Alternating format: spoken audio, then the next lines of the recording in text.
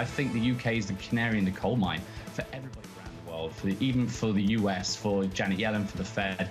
You don't want to do a UK, seems to be the conclusion from talking to foreign policy makers. When it comes to budgetary constraints, don't push it. You don't want to do a UK. Jordan Rochester there, the G10 FX strategist over at Nomura. Things you never want to have to say, I guess, as a Brit. Futures right now on the S&P, negative 0.75% on the S&P 500. We are lower off the back of weaker than expected earnings after the close yesterday. Yields are lower too on Treasuries, down 3 basis points on a 10-year, just north of 4%, close to 4.1%. I say on Treasuries because they're not on gilts. Your 2-year in the UK is up 11 basis points. Your 10-year up about 5. Further out along the curve, 30s, 40s and 50s, a whole lot softer. And Lisa, off the back of a series of headlines this morning suggesting that the UK government will delay the fiscal statement. They are going to delay that fiscal statement. That new date is November 17th. And what's the implication here? That basically the Bank of England does not have any space to really pull back from a 100 basis point rate hike or something more aggressive in the face of inflation, and that is going to bleed into this whole rate structure higher. It's unclear why they're doing this, as you pointed out rightly, John. Why not come out with some framework, some bones, and say, here, this is what it is. You're going to hear more details and an OBR assessment on November 17th. I think the Chancellor's trying to do that right now. So let's get over to Lizzie Burden at Westminster. Lizzie, the Chancellor speaking just moments ago. Walk us through what he had to say. Well, he's trying to reassure us after Mohamed El-Erian has said that this delay could reawaken the bond vigilantes. Hunt says that there will be a full forecast from the Office for Budget Responsibility. He's spoken to the BOE Governor Andrew Bailey. The priority is restoring economic stability. Debt will be falling in the medium term. They are willing to make politically embarrassing choices. This is what we've heard so far from the Chancellor, Jeremy Hunt. He's kept his job. Ultimately, he wanted to press ahead with the original Halloween date. But what we've heard behind the scenes is that Rishi Sunak wanted the delay because, of course, this is premiership defining. In answer to your question, why did Sunak want to delay? He used to be the Chancellor, remember. He's going to want to delve right into these books. And as Hunt has put it, these are eye-wateringly difficult decisions that need to be made. Although former BOE and OBR official Charlie Bean has said that he expects the fiscal black hole may have shrunk from £40 billion before to now just 30. Still, they're going to want to look closely at which levers they're pulling. Lizzie, November 17th feels like a lifetime away. Let's get to November 3rd, first of all. That's when Governor Bailey has to make a decision at the MPC with the Bank of England. Can you walk us through what that decision is going to look like now? Well, you have to take into account that we're now into double-digit inflation, back where we were in July. But given that we're not in the space of trustonomics, investors had pared back their bets from 100 to 75 basis points. I think you'll probably see that you've still got the hawks on the committee who are worried about this getting out of control. And it wouldn't have taken, at the last decision, many more to join them, to push them towards a bigger hike. Will they want to front load? Will they have less of a need to do that now, given that we seem to have someone who is desperate to reassure us that they've got their hand on the tiller, that they can calm the markets. That is the ultimate message that Jeremy Hunt is making here, that they will balance the books in the medium term. You have to wonder, will the BOE be reassured by this message from Jeremy Hunt?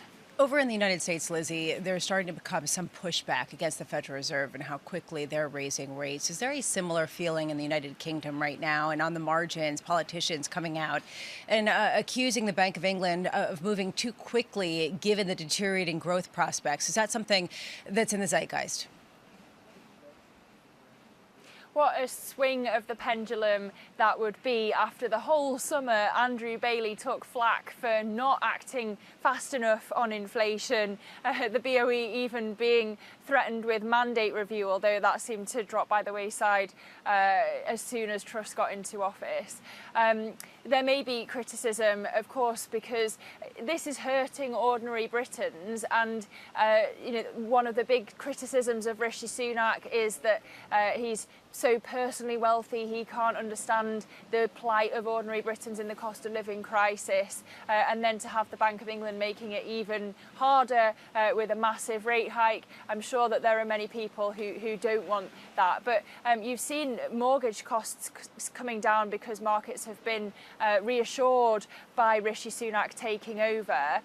So I'm sure that many people have their views on the Bank of England, but at the moment it seems like they are leaning towards 75 basis points. Is Rishi Sunak starting his reign with popular support that is sufficient? Should there be some sort of general election in 2 years?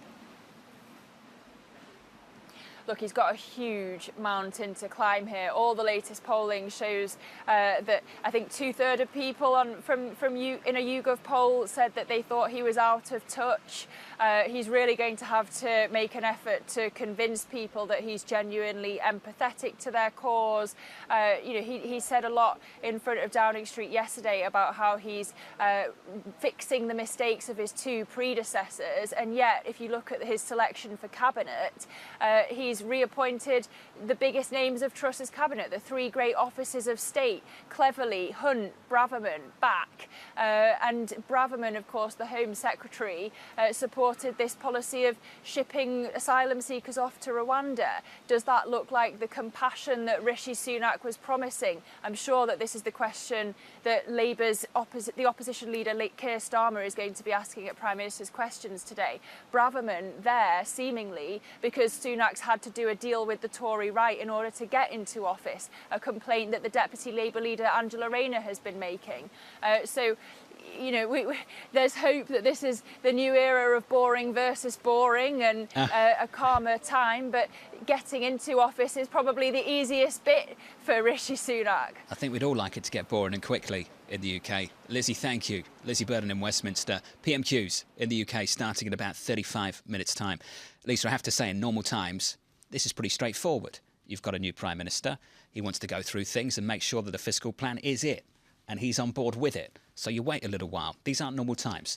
And I think this makes it very complicated for the Bank of England. I don't want to go too far with this, though, because I think there is an opportunity now for the Chancellor and the Prime Minister to really lay out what they plan to do on November 17th. And if those plans don't spook this market too much, maybe you can get back to, dare I say, business as usual. My issue is, and this is where I'd push back just a little bit, if they pulled another Liz Truss and came out with some sort of plan that did not actually become feasible on some sort of economic level that they had to walk back, that would be so damaging for the United Kingdom yet again. So that's my one pushback that seems like maybe it's in their best interest to wait a little bit longer. The gilt curve's a bit of a mess, I have to say. It's up 9 basis points at the front end, 10 years not doing much. Then at the long end, on a 30-year, we're up 10 basis points as well. This market's been a bit of a mess over the last month. From New York, this is Bloomberg.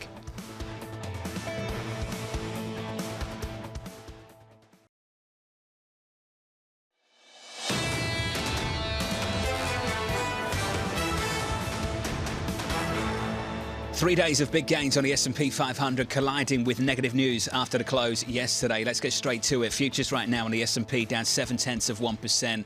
Guidance from Microsoft weak. Numbers from Google not great. Meta coming up after the close. The Nasdaq 100 futures down 1.6%. A rally in the Treasury market. The house price growth data yesterday in the United States not great at all. Yields lower, much lower, and lower again this morning by 3 or 4 basis points on a 10-year to just north of 4%. On a 2-year down 3 basis points at 4.44. Bear in mind, we had a look at 460 in Friday's session on a 2-year. We've backed away from those levels in a big way in the last couple of days, including in the session on Friday as well. Want to finish on foreign exchange. What you do see right the way through G10 this morning is a much, much weaker dollar. And even with the concerns in the UK, that pound strength, it sticks. 115.60 and a higher session, Bramo, 116.20 on cable. At the end of September, 103.50. So we've gone from 103.50, which is a generational low in a currency, and now we're back at 115.60. And some people might say this is very much a Britain story. There is leadership, and Rishi Sunak is thought to be coming out with a more conservative plan of austerity. This also could be very much a dollar story. I mean, there are reports that China is selling its dollar holdings in order to support the UN, that we see that kind of intervention coming from over in Japan. How much is that also a big piece of what's going on more broadly? This is what the rest of the world wants to see, right? Yeah. The Japanese, the Chinese, the Europeans. You'd imagine this is what they want to see. Well, I mean, this makes it easier for them to not import inflation to such a big degree. At the same time, how sustainable is it if it's just a matter of selling dollars or selling FX reserves and there is no structural change in either the economic outlook or some of the monetary policies of the likes of Croda? If you'd like the update on the United Kingdom, the sequencing before today looked a little something like this. At the end of October, you were set to get a fiscal statement from the Chancellor and the British government. And then on November 3rd, you would have a Bank of England rate decision. And ultimately, the BOE, the MPC, would be able to sit around a table, they'd have the fiscal plan, and they could make a monetary policy decision. What we understand from this morning is that plan will be delayed. That statement from the fiscal side of things, from the UK government, will now come on November 17th. So when the MPC gets around a table, Lisa, they won't have those plans. I guess they'll have a decent idea of the direction of travel from the British government, because we'll hear from Rishi Sunak, the Prime Minister, in about 30 minutes' time. OK, but you raise this, and I think it's a really important point. The market moves now. They're not going to wait until November 17th to move. So how much are they going to adjust their plan depending on where the market is? And if they do see some sort of big move, do they pull that up? Right? I mean, this is the issue when you have a vigilante market. How much do they pressure a Rishi Sunak that's trying to be deliberate and methodical? I'm playing both sides here because I'm not sure the right answer, but it shows a real tricky bind right now that the UK is in. I'd say relative to the moves we've seen in the bond market, specifically the gilt market over the last month, a move of 7-8 basis points at the front end is not a major move. I mean, we were talking about 50 basis point moves several weeks ago. Absolutely, I would agree. But what happens if the Bank of England says, OK, we've got to go 100 basis points. We have no idea what they're going to do. We're very concerned about what's going on with inflation. Does that change the equation for then what comes out on November 17th? Do they start to feel pressure? I'm just, right now, you're right. The moves aren't that major because Rishi Sunak seems to be the controlling kind of, status quo and bringing things back on the rails. How long can that last? For now, at least, Sunak and Hunt seem to have the credibility that Kwarteng and Truss did not have. To your point. Well said. How long does that stick? I guess we get the first test in PMQs in about 27 minutes' time, and then we'll get the reaction from Lizzie Burden over in Westminster too. Joining us now is Asa Linios, the Global Head of FX Strategy at RBC. Asa, I'd love your reaction to what we're hearing from the British government and ultimately what it means for pound sterling, with cable seeing a higher session of 116.20 this morning. Sure. So I think, as you said, a lot of this is dollar weakness rather than sterling strength. But on the UK side, some interesting developments, because I think Sunak and Hunt probably right to actually delay that statement, certainly from October 31st. I mean, the tabloid writers would have had a field day with the Halloween headlines. And yes, it makes the Bank of England's decision a lot harder on November 3rd. But I think what Sunak and Hunt are hoping is that if the current momentum continues, you can see global bond yields actually coming down everywhere, that the hole they have to fill on November 17th will actually be smaller rather than larger. I have no idea, Lisa, why it was ever October 31st. As soon as I saw the headline, it's exactly what I said. Why are they doing this on Halloween? Oh, my gosh. I almost feel like I kind of want it to be October 31st so that we can see those tabloid headlines. I mean, is that really a reason to delay it? A lot of people talked about the incompetence of the former leader. I always had a problem with that October 31 I think it's great. timing. I thought it was ridiculous. So we do have a meeting of the MPC, of the Bank of England. A decision will come on November 3rd. Does this complicate things for them, and to what degree? I mean, I think for this meeting, probably 75 and then a wait and see. Further out the curve, there's quite a lot in the price. And actually, we're looking for, say, June 23 Sonia's to rally a little bit. But they don't need to make those decisions right now. And they certainly don't need to give any forward guidance. They'll be very much guided by what comes out on November 17th and the state of the market as they make each and every decision. So, yes, they're not in an easy position, but I think their position is a lot easier now than it was a few weeks ago. Elsa, as you said, this is also very much a dollar weakness story. How sustainable is that dollar weakness? And that's a critical question, Lisa. I mean, we had on Friday that apparent shift in rhetoric from the Fed right before the blackout. Then over the weekend, developments in China made markets a little bit risk averse on Monday. Now it appears to be turning again. We've seen euro-dollar break some pretty big levels, not just parity, but the downtrend that really started in January. And so if we see a combination of lower yields, slightly higher equities, I think the dollar will be in a little bit of trouble for the next month ahead. Longer term, structurally, like you said, it doesn't change anything fundamentally. But for now, I do think there's a little bit of profit taking and a relief rally for other currencies. John, Elsa was just saying on Friday we got hints of something different from the Federal Reserve. Is she talking about a particular article in the Wall Street Journal? Is that really what people are hinging this all on? I don't think you need to read the article in the Wall Street Journal. I think Mary Daly said it for herself over at the San Francisco Fed. I think other Fed presidents have said the same thing. This whole idea about a step down, though. Can you have a step down? without the CPI confirming a deceleration in inflation in a much bigger way. Now, we can all identify falling prices, and I've heard the pushback, and I'm sure I'm going to get it any minute now on my Bloomberg terminal. Those messages will light up. I get all of that. It's not about what I think the Fed should do. It's what they're going to tell us they will do. And what they're telling us they will do is that they need a convincing, several months maybe worth of core data that tells them that they're on a trajectory back towards a 2% inflation target. Well, and there's this other question of, let's say the Fed does have a step down, right? And then they keep rates at 4.5% for a prolonged period of time. Sure. Elsa, is that going to mean that the dollar is going to be weaker? Or does that mean that it will be stronger because it will be a more persistent, higher yield, and it means that the rest of the world isn't catching up necessarily at the same pace? Right, and that's what I wanted to come on to with, the structural comment, because to your point, Lisa, if they are going to keep rates at 4.5%, and yes, other central banks are hiking, but they're also beginning to slow down, the dollar is going to maintain that yield advantage, and it's going to maintain effectively the status of the highest carry, or one of the highest carry currencies within G10, and even relative to several emerging markets. So, I think you've got to distinguish the kind of short-term tactical repositioning from the longer-term structural moves. And at the moment, we've not yet seen that turnaround in US inflation that will really get the Fed to actually cut rates rather than just pause the hikes. So bear with me, this isn't exactly a butterfly theory, but how much is the UK getting a reprieve from what Japan and China are doing to try to support their currencies?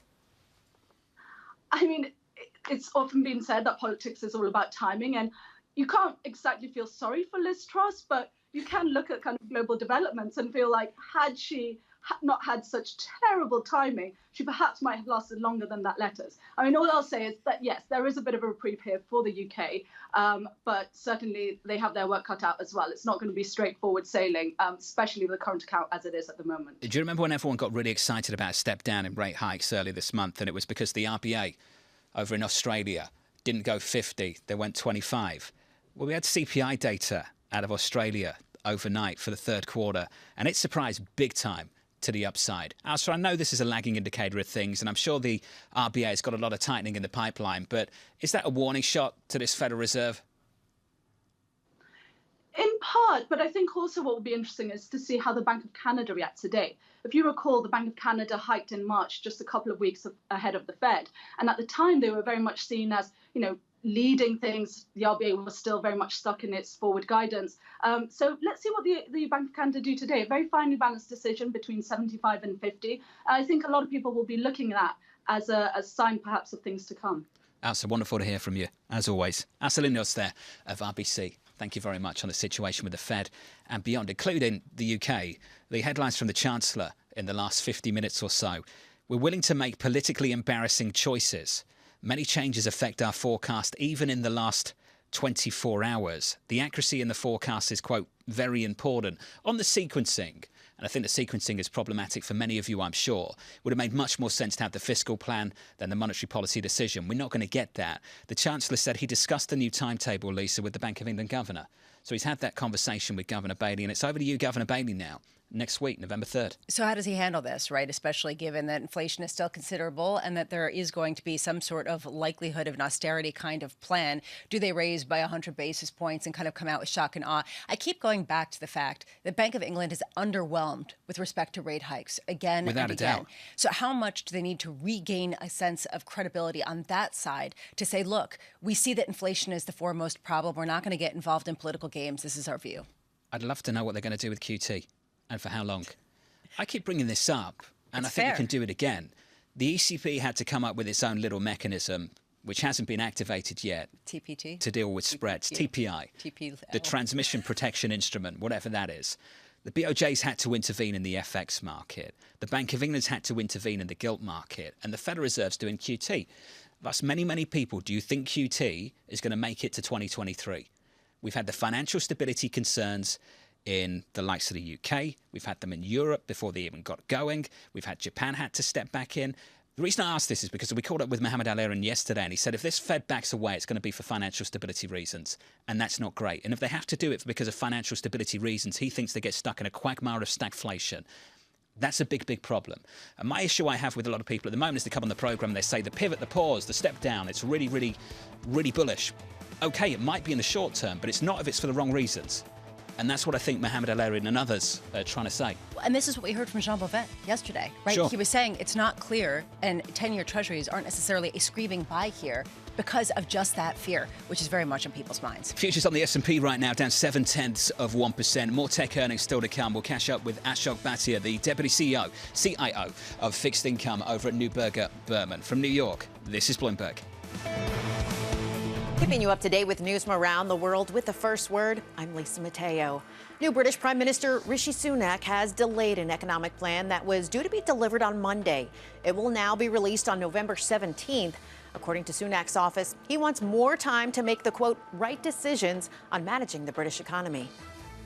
Our number one priority is economic stability and restoring confidence that the United Kingdom is a country that pays its way. The government wants to close a fiscal gap that could be as much as $46 billion. Europe is running out of time to act on natural gas before winter. The bloc still can't agree on what a price cap should mean. Policymakers have gotten a break. There's a surplus of gas in Europe, thanks in part to warm weather, but that's caused a sense of urgency to fade. New York's still the most expensive rental market in the U.S., but Boston has now passed San Francisco for second place on the list. According to rental listing company Zumper, the median one-bedroom rent in New York now $3,860. Boston rose almost 6% this month to $3,060, while San Francisco is $40 less. Google parent Alphabet appears to be preparing for tough times as the economy slows. The company reported earnings and revenue that missed expectations. Advertising sales also were less than expected. Later, Alphabet said it would slow hiring and control expenses. Global news 24 hours a day on air and on Bloomberg Quick Take, powered by more than 2,700 journalists and analysts in more than 120 countries. I'm Lisa Mateo. This is Bloomberg.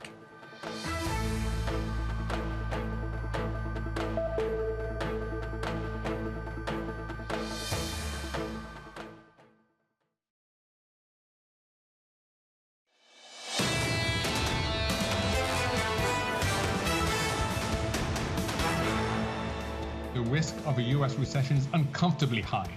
I don't like it where it is. I don't think it's a done deal. I don't think it's 100%. The labor market is still strong, but it requires a Fed that has a lot more skill and a lot more luck because it no longer has time. The brilliant Mohamed El-Erian, Bloomberg opinion columnist and president of Queen's College, Cambridge. If you're just tuning in, futures recovering a little bit on the equity market. The S&P 500 down by 0.6%. The underperformance, of course, on the Nasdaq, where the big weightings are taken by big tech, and big tech disappointed after the close yesterday. We'll get to that in just a moment. Yields are lower by 4 basis points on a 10-year, just north of 4%. The dollar is a whole lot weaker. Euro dollar with a 1 in front of it for the first time in a long time. Above parity, euro dollar positive about 5 or 0.6%. Lisa, going into the ECB tomorrow, and I said this a few times this week, I never thought we'd see a week where the PMIs were in the 40s and we'd see the ECB, never mind hiking, but hiking 75 basis points. And how far away are we from politicians pushing back in a much more meaningful way? You got hints of that in the U.S. You also got hints of that from the Italian prime minister. How much are they going to start pushing back and saying, guys, maybe you don't need to do this. It's not the right way to go about reducing inflation. Hints of that. I think you're being kind. Punchbowl reporting yesterday okay, fair. that the Senate Banking Committee chair, Sherrod Brown, has written a letter to Chairman Powell that said we must avoid having our short-term advances and strong labour market overwhelmed by the consequences of aggressive monetary actions to decrease inflation, especially when the Fed's actions do not address its main drivers. Chairman Powell in Jackson Hole talked about pain. I keep going back to that speech in Jackson Hole at the end of August. He talked about the amount of pain we'd have to go through because the greater pain was not dealing with it. Well, we're about to see some of that pain and potentially in the labour market, and the political pushback you're going to get is starting to build down in Washington. But it's on the margins, right? Yes, we heard that from Sherrod Brown. But how much is this becoming the mainstream, this sort of drumbeat? Is this just basically ahead of the midterms to try to shift the blame? Or is this something that's sincere, where people think that the Fed is actually going too fast at a time when inflation is the highest that we've seen in 40 years? I'm not sure about that yet. I think if it's a politician, it's definitely politics. Yeah. But I imagine it's also a bit of both. Yeah, I think you're right. That concern that Sherrod Brown has is a concern that many economists on this programme have too. I would agree. We need to talk about tech earnings. After the close, we get Facebook. We've had the ad spend disappoint over at Snap. It's disappointed over at Google. We get Twitter potentially in the next hour or so. Mandeep Singh joins us right now, Senior Technology Analyst for Bloomberg Intelligence. Mandeep, what are you learning about ad spend at some of these big tech companies? Yeah, I think Alphabet results show that not everything was priced in. You know, we talk about negative revisions and how we've seen, Snap top line being revised 30% for next year. In the case of Alphabet, the estimates had come down by 10%, but guess what? They came out with a disappointing print, and the guidance doesn't seem to be very optimistic. So right now you have a combination of slowing top line growth, and I think the part that was the most disappointing was on the margin side. Their cost structure continues to go out of control. They talked about lowering headcount for the next quarter by 50%, but still, it's just, the fixed costs continue to rise, and that is what is showing up in Alphabet's margins, which were down almost 300 basis points below consensus expectations. Let's pause. We've heard a lot of tech layoffs talk, and there's questions about how much more they have to go. Mandeep, are you saying that there need to be very deep cuts to Google's staff in order to become more efficient the way that stock investors would like to see? I think it's more about why are they growing headcount by 25%? When they could see that the top line was decelerating. And granted, there was some pull forward last year. I mean, in the same quarter last year, they grew 41%. Tough comp, get it. But at the same time, you could see the trend line in terms of, the advertisers pausing and, slowing down. Why did they have to grow the headcount by 25%? And I think that is what is baffling in terms of how they manage the cost structure. I mean, this is not the first downturn that Alphabet is going through. So clearly, I think some answers around what is it that will be the next leg of growth, because they talk about cloud and how, that will be the next leg of growth. Clearly, that's dilutive to the overall margins. And I think in the case of YouTube, there was a marked deceleration. So the headcount growth clearly is concerning when it comes to Alphabet. But this isn't just an ad spend issue, right? Because we also got Microsoft, and those shares are also falling because of the disappointing forecast for the Azure, for the cloud computing unit. How much does this indicate a broader pullback in even some of the services that people thought as essential and in a structural shift higher that's going to lead to further and deeper cuts abroad among the big tech complex? I think in the case of cloud, you're going to see a digestion phase. Clearly, we saw above trend growth when it comes to digital transformation and just IT spending overall. So you're going to see a pause. But in terms of secular growth in cloud, nothing is changing. We still think as cloud will grow, high teens, and it's a pretty large addressable market at this point of time, 400 billion plus. So I think in the case of Microsoft, especially on the cloud side, that will be more like a quarter or two growth normalization more than anything else. But ad spend, you really have to think about, is search saturated? And granted, YouTube is going to grow, at a healthy 25-30% clip once we come out of this downturn. But the real concern is around the search cash cow and, how much room does Google have to grow over there? Google. Alphabet, I hate calling it Alphabet, down hard in the pre-market. We're down about 5 or 6 percentage points. Microsoft, a similar move lower. A little bit later, Mandeep, we get Meta. I hate calling it Meta too. I just can't get used to this. I know, everybody Facebook. Mandeep, we get Facebook after the close a little bit later. We've talked a lot about how they have different clients, different customers when it comes to ad spend. Mandeep, the price of the story, it's been battered this year. You know that well. What are you expecting for Facebook a little bit later?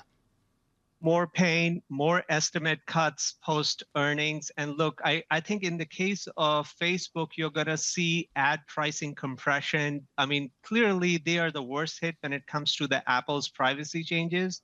And the fact that they're not diversified, in the case of Alphabet, at least you've got, top line diversification, although it's dilutive to margins.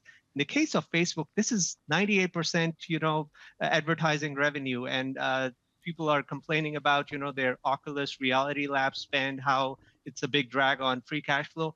All these companies have to think about capital return. Even Alphabet didn't mention a word about capital returns, buybacks, and, thinking about why would a shareholder be in these companies if they're not, getting that return? Because the share count isn't going down. and the margins are going down. Free cash flow margins are going down. So I think that is the answer that Facebook has to think about. But clearly, there will be a lot of top-line pressure in the print. It's a different world. Mandeep, let's catch up tomorrow after we've all had a little look at Facebook after the close a little bit later. Meta is down by about 4%. Google is down by 5.9% in early trading. And Lisa, I think what was interesting about the earnings yesterday is just the broad sweep of things. It was IT budgets. It was digital spend. It was machinery, industry, autos, the concerns all over the place after the close yesterday. Everybody's saying that there's a lot of just differentiation within the tech complex. Kind of got a dose of cold water on that because all the differentiation is being beaten up in different ways. How much is this going to lead to further job cuts in the tech world? And that's really going to be the theme, I think, throughout all of these earnings. Those tech names dragging down the S&P 500. We're down by about 0.7% on the S&P. There is a rally in the Treasury market. Treasury yields are lower on a 10-year in America by 4 basis points. And this dollar is a whole lot weaker. From New York City, this is Bloomberg.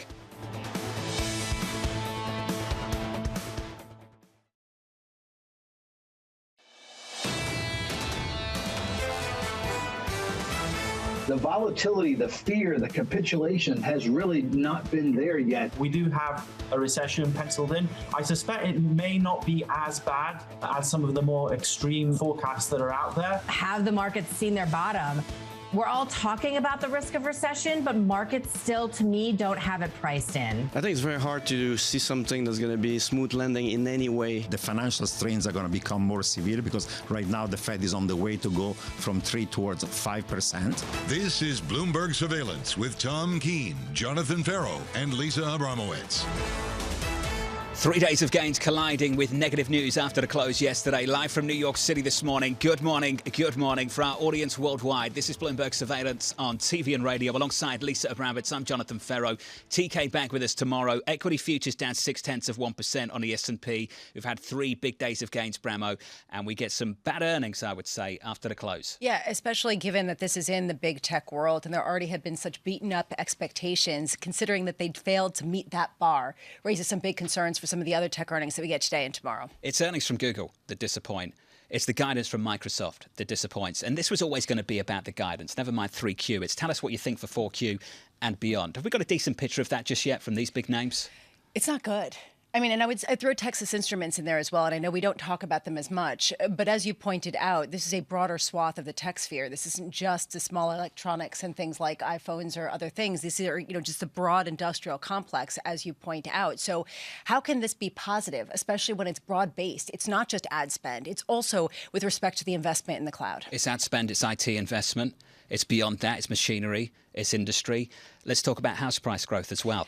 That data point, I have to say, typically at 9 a.m., 30 minutes away from the opening bell, that data comes out. And for years, I would just ignore it. No one cares. For years. Right. Now, all of a sudden, it moves the bond market. It moves equities too. What you saw is the fastest deceleration in the increase year over year in home prices ever. And just now we're seeing that 30-year fixed mortgage rates are topping 7% for the first time in 20 years, is according to MBA data. Clearly, high mortgage rates are putting a huge chill on housing. How much does this actually bleed into the CPI? People are actually excited to see this because they think, oh, this is great. This means a deceleration in inflation. And other people come out and they say, actually, prices are still rising. It's going to take a while to go into CPI. Oh, and guess what? Wages may also be increasing at a faster pace. We'll wait to see that on Friday with the ECI. Fed decision coming up next week. The ECB tomorrow. The Bank of England as well next Thursday. We'll get to the UK in just a moment. Equity futures right now on the S&P down 0.6%. On the Nasdaq, a whole lot lower off the back of some disappointed tech numbers. More Facebook tech after the close. Bramo's going to go through that for you in just a moment. Yields are lower in the bond market on a 10-year by 4 basis points, just north of 4% on a 10-year Treasury. Big moves in the FX market, though. Tons of dollar weakness against the euro. Euro dollar positive 0.6%. I'm struggling to get used to parity now, Lisa, but we're back above parity on euro dollar. Do you think that you have to get used to it? I've got no idea. I mean, that's really the question. Can we get used to this? Is this dollar weakness a story that is more pervasive, having to do with the rest of the world, or is this an issue of arguably perhaps intervention by some major Asian banks. So what's coming up? Just in moments, we're going to hear from UK Prime Minister Rishi Sunak. He's taking his first Prime Minister questions. How much can he give some insight into what that plan will be that they plan to unleash on November 17th? They want to get a full assessment of it. That might be a good thing in terms of prudence. However, it does, as John was mentioning, put the Bank of England in a little bit of a difficult situation. We are seeing a slight bit of pound strength. 10 a.m. This may be the moment of the day. The Bank of Canada rate decision. They tend to be the front runner. If they decelerate the pace of their rate hikes, how much does that set the tone for a step down at the Federal Reserve? And I'm sure that people are like, oh, why are you doing that? But I think that that's actually feasible, right? They have set the tone. Sure. We'll see what they do. I mean, I'm laughing because I find this step down stuff just ridiculous. I know that you're laughing, but and this a lot has of been people a conversation for about a month, maybe longer. I know. In fact, maybe 2 months. All right. But I think people are getting hopeful that perhaps we're getting to that point and maybe we'll even get some market disruption. And the Meta, as we were talking about after the bell, Facebook, how much do they confirm this feeling of advertising really decelerating? And how much do they sort of add to the gloom that we're hearing? And what point does this lead to layoffs? And I really, that's what I'm going to be listening for. How much is Facebook going to cut its staff? And how much is this really setting the tone for others? How much is Twitter going to cut its staff once Elon Musk gets hold of it? That's a big question. This is, so evidently he's going to buy it, right? Friday he's going to close. We'll see. Calling on the banks. You're skeptical? No, I just think, I remain open-minded about this story. You're not alone.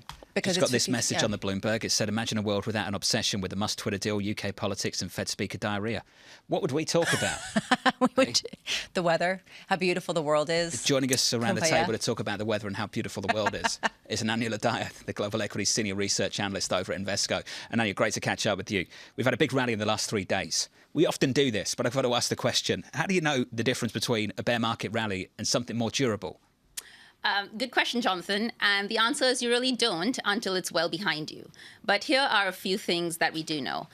We know that investors are obviously skittish as the Fed pulls away the punch bowl of easy money. And that's going to lead to a lot of mispricing and uncertainty as people position for this new world. And in these situations, historically, you've always seen that when we're through the worst, the biggest gains of the next leg of the cycle usually come in the first third of the cycle, when the fundamentals are still deteriorating, when there's still gloom and doom, when sentiment is still negative. So we know that whether this is a bear market rally or the real deal, you don't want to be sitting it out till someone blows the all clear whistle. And so we are still judiciously bullish on equities. There's a lot of long-term forces to be excited about once you look beyond the short-term noise and all the headwinds that you've been talking about.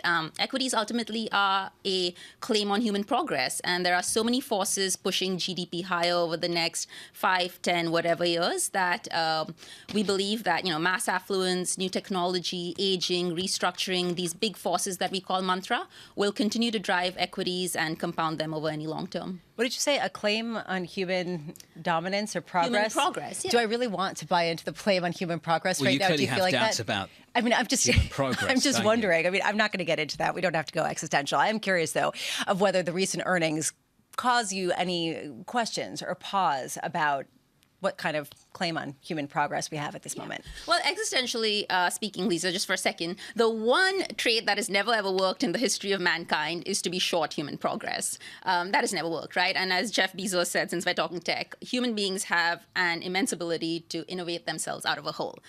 So moving on from, highfalutin human progress to what happened yesterday, it's, all the headlines that you've put up this morning, right? It's not positive. It's not a sure thing. But we're not having any data points here that suggest the bottom is falling out and that things are effectively negative. We're seeing a slowdown in budgets. We're seeing more scrutiny. Decisions are being pushed out. It's like turbulence on an airplane. Put on your seatbelts, but the oxygen masks aren't dropping yet. So are you buying big tech? We are always buying any stream of cash flows where the net present value is higher than the stock price. And with big tech, the larger case for tech or these stocks is extraordinary, right? I mean, we're living in a world deluged with data. These business models are a thing of beauty. They're low capital intensity, they're very high returns on equity. Investors would be unwise to ignore big tech. But at the same time, in light of the environment that we've been talking about, you want to be judicious. You want to be in places that have a strong position on the value chain, that have some kind of pricing power and margin sustainability, clean balance sheets, and copious amounts of free cash flow. Everything you've said, we could have said at the start of the year, couldn't we? We could have, but the valuations would be a lot higher. So Sure, but that's my point. Everything you've said is true and could have been true at the start of the year, and we're down by more than 20% on the Nasdaq. Haven't we got to reapproach how much these companies are worth, the multiple we want to pay on them? Now we've just blown up 10 years worth of central banks boosting bond buying, leaving rates at zero, seeing negative rates elsewhere. Isn't that the ultimate challenge for us now, to work out the price of the risk-free asset and the price of risk? And for me, that's an ongoing process. Isn't that an ongoing process for you and the team as well? Yeah, so the one difference between the beginning of the year and now is that valuations are significantly different, right? So that changes the entire calculus for an equity investor, because at some point, everything at a price. And at some point when things do get priced in, the risk reward becomes asymmetric. So on a case-by-case basis, some things are starting to look attractive. The part that I think we've had a, sort of a sobering moment on, people who played on the speculative end of the spectrum, the Jam Tomorrow stories where it was all about taking in free money, growing like gangbusters, and having some indeterminate business model manifest at some future date. That story's definitely gone out the window. Ananya, wonderful to catch up with you. Let's do this again. Thank Ananya Ladai there of Invesco. On a tough day for equities after a big 3 days of gains on the S&P 500. I say tough, we're down by 0.7%, not a major move. Bit lower on the Nasdaq. We're going to catch up with the man with the crystal ball.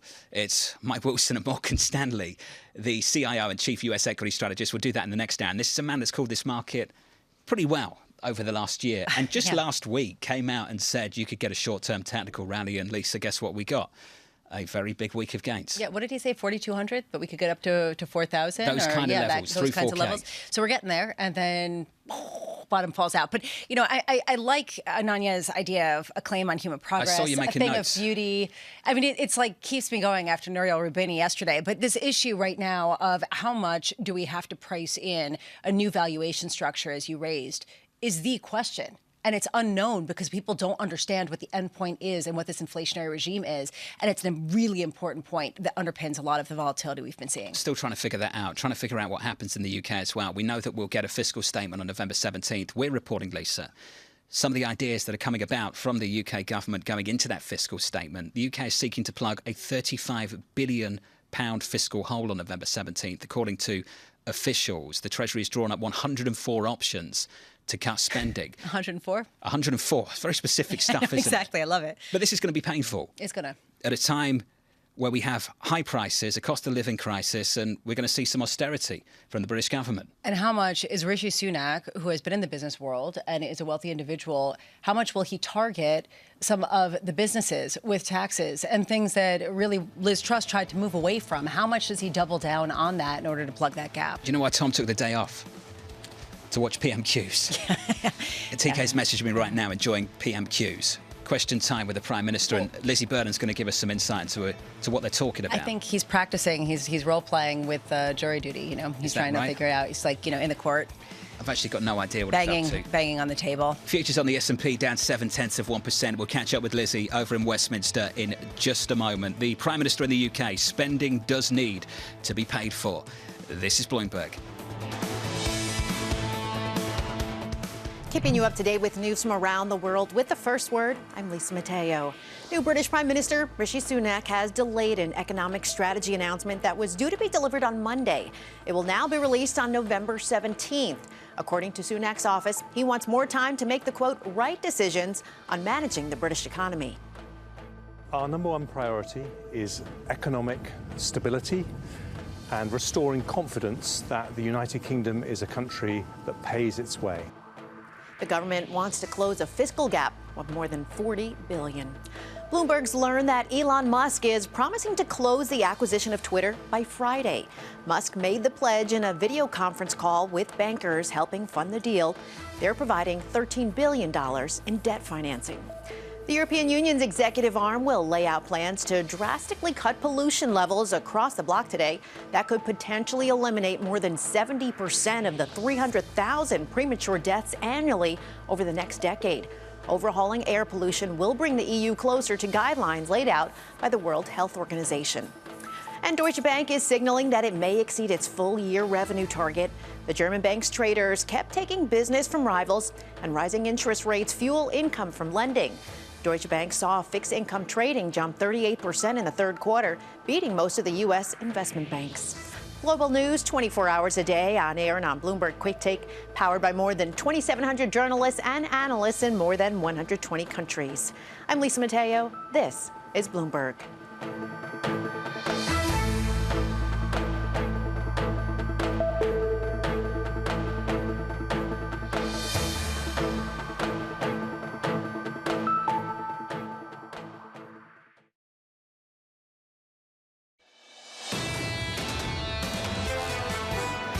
Prime Minister and I have decided that it is prudent to make that statement on the 17th of November, when it will be upgraded to a full autumn statement.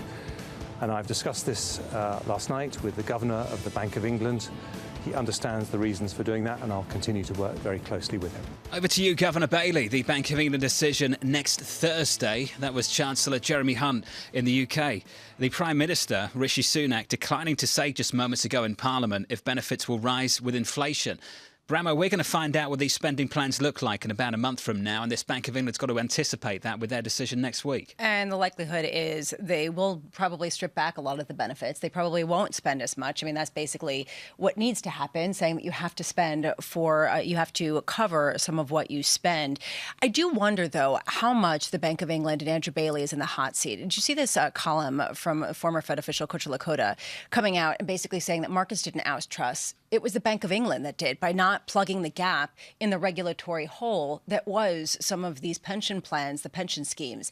How much is this going to be a political issue for Andrew Bailey to try to do the least damage at this next meeting? Look, I know it's a sport to beat up on central banks. I'm happy to participate. You know that. Of course. Of course. Made a career of doing that. I'm not saying this. I'm saying when it comes to this Bank of England, yes, I have a certain, just a little dose of sympathy. I think they were incredibly concerned about contributing to fiscal dominance or perceived fiscal dominance. And if they had done so, we would have had a much, much bigger problem in the United Kingdom. Having said that, they do have responsibility to make sure that financial instability doesn't make things even worse. And there was clearly a financial instability concern in the United Kingdom. I would argue that it is getting less and less clear how central bankers remove themselves from the political discourse, how they remove themselves from offering up either some fiscal discipline or offering up, some sort of fiscal amenability to basically say you guys can do whatever you want, because at this moment, their policies are directly moving in tandem with what's going on fiscally. So they can't ignore it. This is the irony of it. If you try to avoid the politics, you become a part of the politics anyway. There's no way to avoid it. That's another way of saying it. And that's what we're seeing. And so, at what point does Andrew Bailey try to stay out of politics at this tenuous moment with a rate decision that's really important from an economic perspective with inflation? But you've now got governments worldwide, including the central banks, in the politics. We've talked about this operational independence for a long time in developed markets, but look at what's happening in the United States.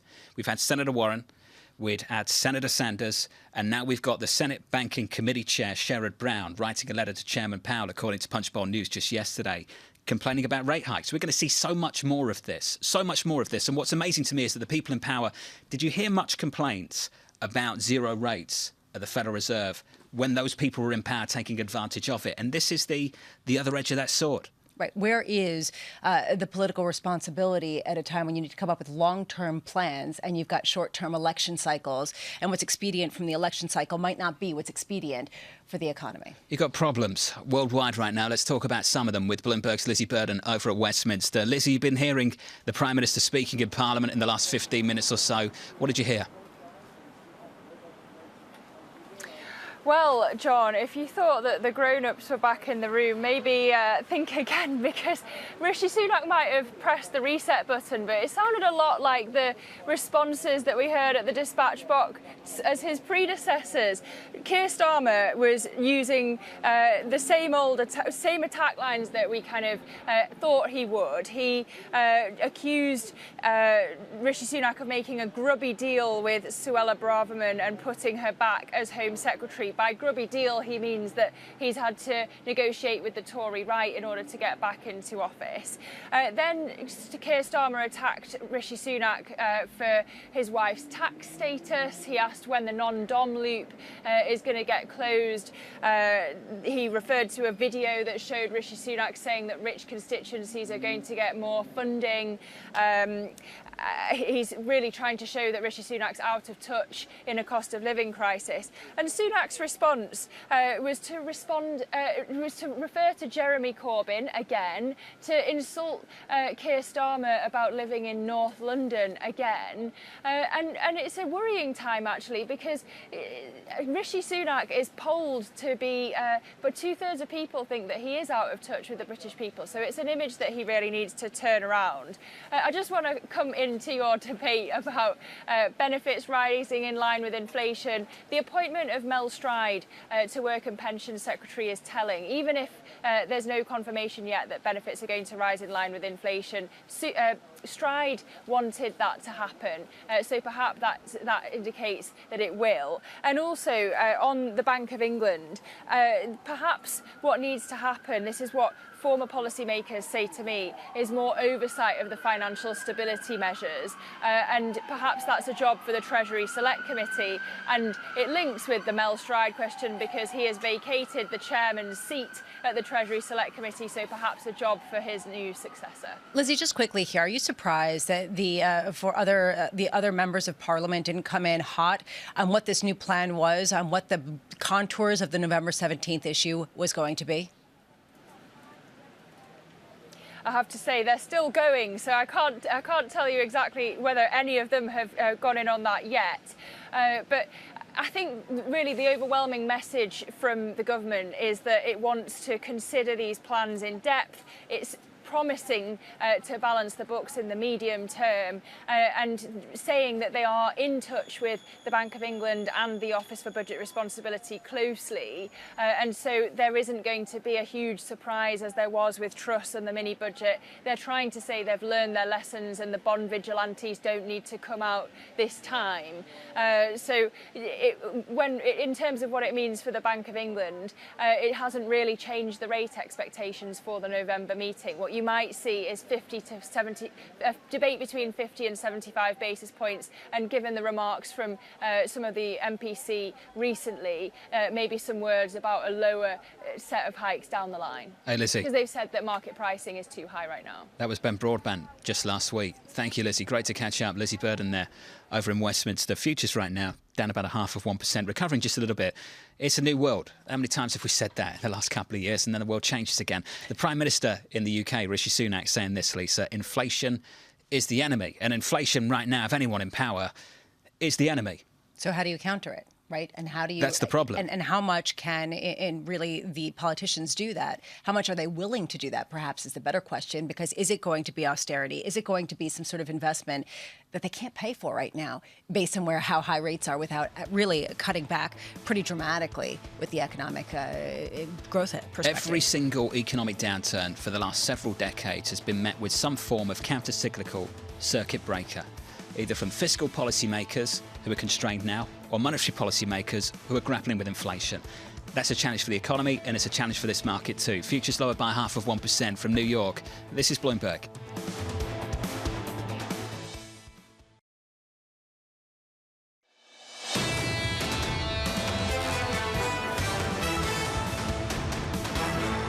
2 hours away from the opening bell. Here's the price action. Equities down by 5 or 0.6% on the S&P 500. Much lower on the Nasdaq 100, down by 1.5%.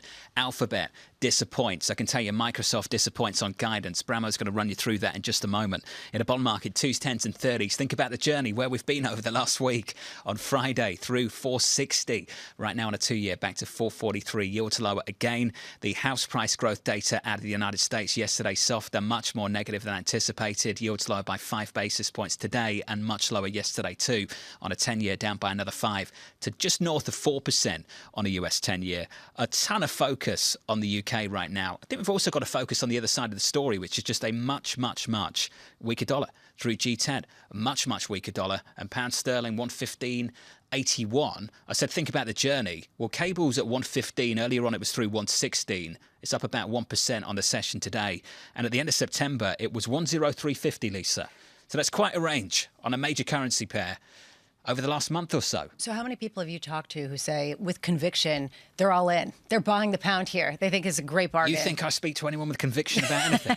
Well, sure. I mean, how many people do you come on and talk about that? Isn't that the problem right now? I speak to so many people and they don't have conviction about a thing. Okay. Well, this is one area that's trading like an emerging market. So how do you deal with that, right? Tremendously difficult. And for the Governor of the Bank of England as well, even more so. Now they've changed the sequencing over when we get the fiscal plan out of the UK. And when you talk about conviction, that really comes to the stock market, too. It's unclear what the narrative is, how much has been baked in. And this really was highlighted by some of the big tech earnings. We already see a decline of 28% in the NASDAQ year to date. And yet some of these disappointments were met with pretty severe downturns in some of the shares. You're looking at Alphabet or Google shares down nearly 6%. Microsoft shares down 6.5%. Alphabet came out, Google came out. They did disappoint. They talked about shrinking some of their workforce, possibly trying to crimp some of the costs that they're really seeing with the margin compression. That's not as surprising as Microsoft, and a negative outlook, a downgrade to what they expect for the Azure, for their cloud computing unit. How much does this speak, as we were talking about earlier, John, how much does this really speak to the slowdown more broadly within tech, and Texas Instruments really speaking to that too? Those shares down 5.4%. We'll leave those 3 names up and look at them. It's the breadth of the story here that's got everyone's attention. It's the ad spend at Alphabet, the disappointment there. It's the guide when it comes to corporate IT budgets for cloud, as you mentioned, over at Microsoft. And then Texas Instruments. We've talked a lot about chips. We've talked more so about iPhones, smartphones, computers, all of that. Now we're talking about something much broader than that, and that's what Texas Instruments speaks to. It's about industrial machinery. It's the breadth of the story overnight that I think is of some concern to a lot of people. And it's the reason why Meta or Facebook is going to be so closely watched after the bell today, and Amazon and Apple tomorrow. If you take a look, you are seeing the declines in sympathy there, perhaps not as severe, but 3.9% decline over at Facebook. Amazon's going to be really interesting because that's even broader, right? You see the declines there as well. But Apple, those shares actually outperforming. They're down just 0.4%. But how much are they coming under fire from their peers, saying you guys are not acting fairly? And how much does this really unite some of the big tech names against them because of their app store policies that have gotten really controversial? If there is a name that can define an earnings season, it's Apple. Yeah. And we've been steadily lowering the bar over the last couple of weeks, and some great reporting here at Bloomberg talking about how disappointing some of the iPhone sales might have been, the demand might be faltering somewhere at some point. We'll find out.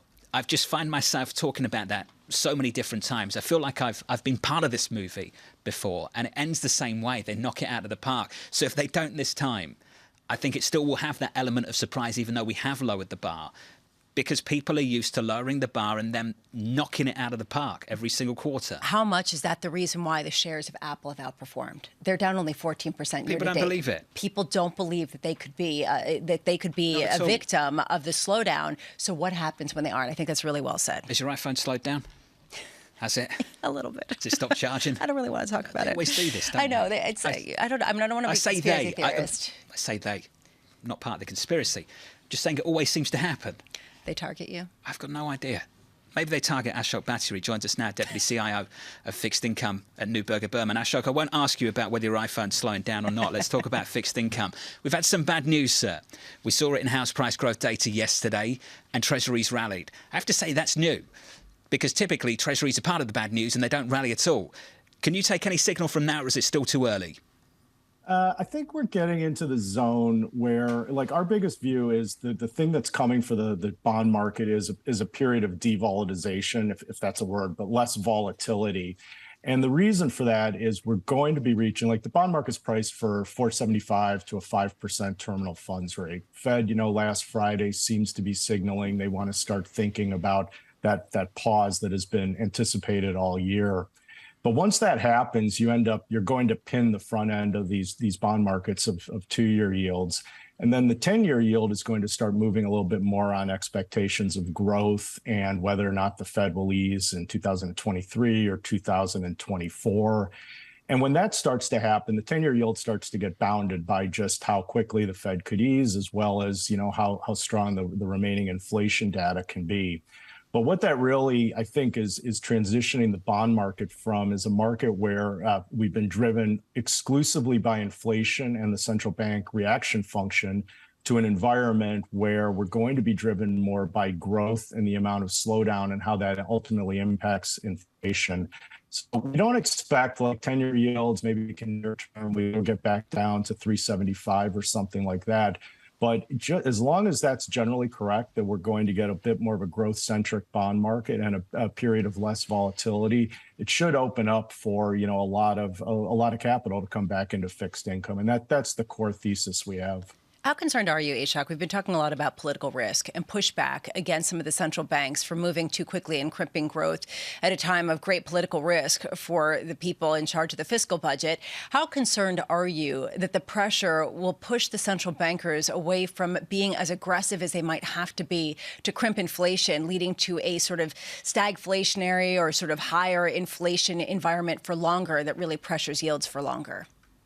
That risk is definitely rising, and I think it's something that's going to play out for the next couple of years. But it will be a couple of dimensions, because the big thing for this UK news and then the retracement was this has generally been an environment this year where fiscal policy and the stimulus was naturally declining, and central banks were hiking, and both authorities were going in the same direction. And then the UK comes around and we suddenly have, expansive fiscal policy with tightening monetary policy, and it's just sort of inconsistent. So I think the two things that are coming in the coming periods are exactly what you said, whether, there's pushback on the central banks. I think we're at a point where central banks are not going to be very responsive to that. They're going to stick with tightening, at least for the Fed. But the other issue that's coming is whether or not, just as the UK is course correcting to tighter fiscal policy, that becomes more of a broad theme, and balanced budgets and tighter fiscal policy happens over the coming 12, 18 months in other areas and could accelerate any growth slowdown. So I think both of those risks they're developing. Either side, what does that mean for a credit cycle that a lot of people still think is pretty resilient, at least as far as what's being priced in? And then you have the likes of some people, Nouriel Roubini among them, saying people are missing the forest for the trees here. There's going to be something more significant going on. Well, I think we're in the camp that at least, the next 12 to 18 months will be a pretty benign fundamental environment for credit. And, I do think the market is generally recognizing that or shares that view. Even when equities were making, new lows for the year, high yield spreads, 50 to 100 basis points off of the widest spreads we saw. So credit has generally been holding in better. But I think the main thing that we're thinking about for credit investing is the whole world is going to have to adjust to this higher rate structure. But issuers that have a lot of floating rate debt in their capital structure, they're going to be adjusting first. They're going to see the higher interest expense, the declining leverage, declining EBITDA coverage. Our sense is generally that's not a default event. It's more of a risk of downgrade is how we see credit markets. But fixed rate capital structures, they have a little bit more of optionality to see how the rates picture develops. So I would characterize us as a bit more concerned about what the interest rate environment means for leverage statistics rather than expecting, a significant default wave over the coming 12 to 18 months. Ashok, just quickly on the index, on the high yield index specifically, can you speak to how much the quality of that index has improved over the last 5 years or so? And perhaps give us a decent idea of how much signal or lack thereof we can expect from that index when it comes to telling us how weak this economy is getting and how quickly? It's a great point, and I think it's something that the market will be, the appreciation of what you said, Jonathan, is rising. So the high yield market has gone from roughly sort of a third double B to over 50% double B issuance. It's increasingly more of a permanent capital structure for companies than a speculative type of capital structure. Now, there's certainly single B, triple C issuers, but the overall composition of the index is the highest in terms of rating, is the highest it's ever been. I think the other element of it is it's a shrinking market. Net supply in the capital markets, or in the more speculative capital, is increasingly going into the loan market and into the private debt markets. And it's leaving the high yield market in a position that is not the high yield market of 10 or 20 years ago. So I think, as you said, reading too much of a macro view into high yield spreads it's getting, I think, a little harder to draw that conclusion. Really important stuff, Ashok. Always appreciate your time, sir. Ashok Bhatia there of Neuberger Berman. Lisa, that final point there, I think it's tremendously important. To his point, people are slowly starting to appreciate it. But how many people come on the programme still and say, well, look at spreads, they tell you this and things are okay? You need to be looking elsewhere. Well, and especially because people use this, or they did traditionally use this, as kind of the sort of red flag. The leading indicator. As far as what's going to happen. And it's not anymore. Although, what does this mean about private credit?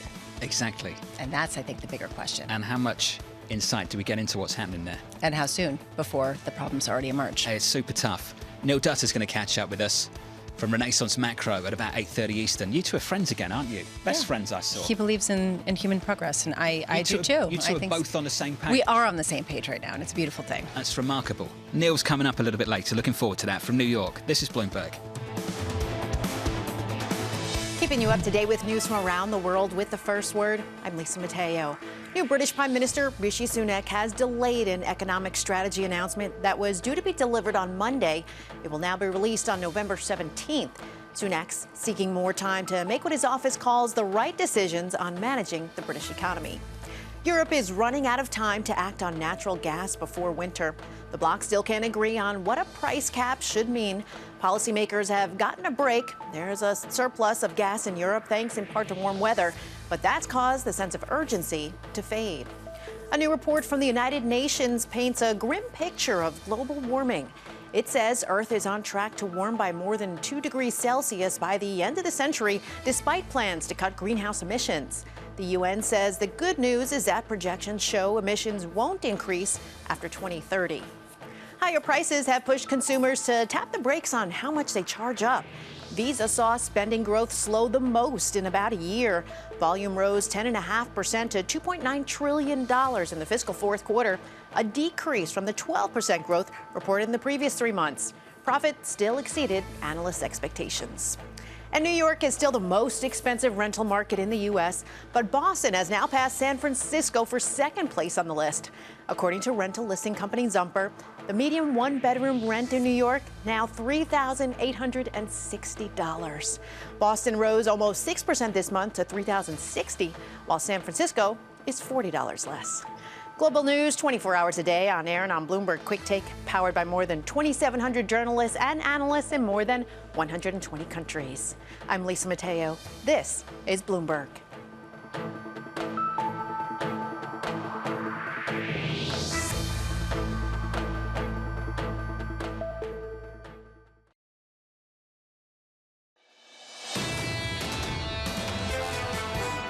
The kind of crack in the inflation landscape is going to take a while to get into the index. I can make a compelling case that we are moving in the right direction, that the opposition wants to take us in the wrong direction.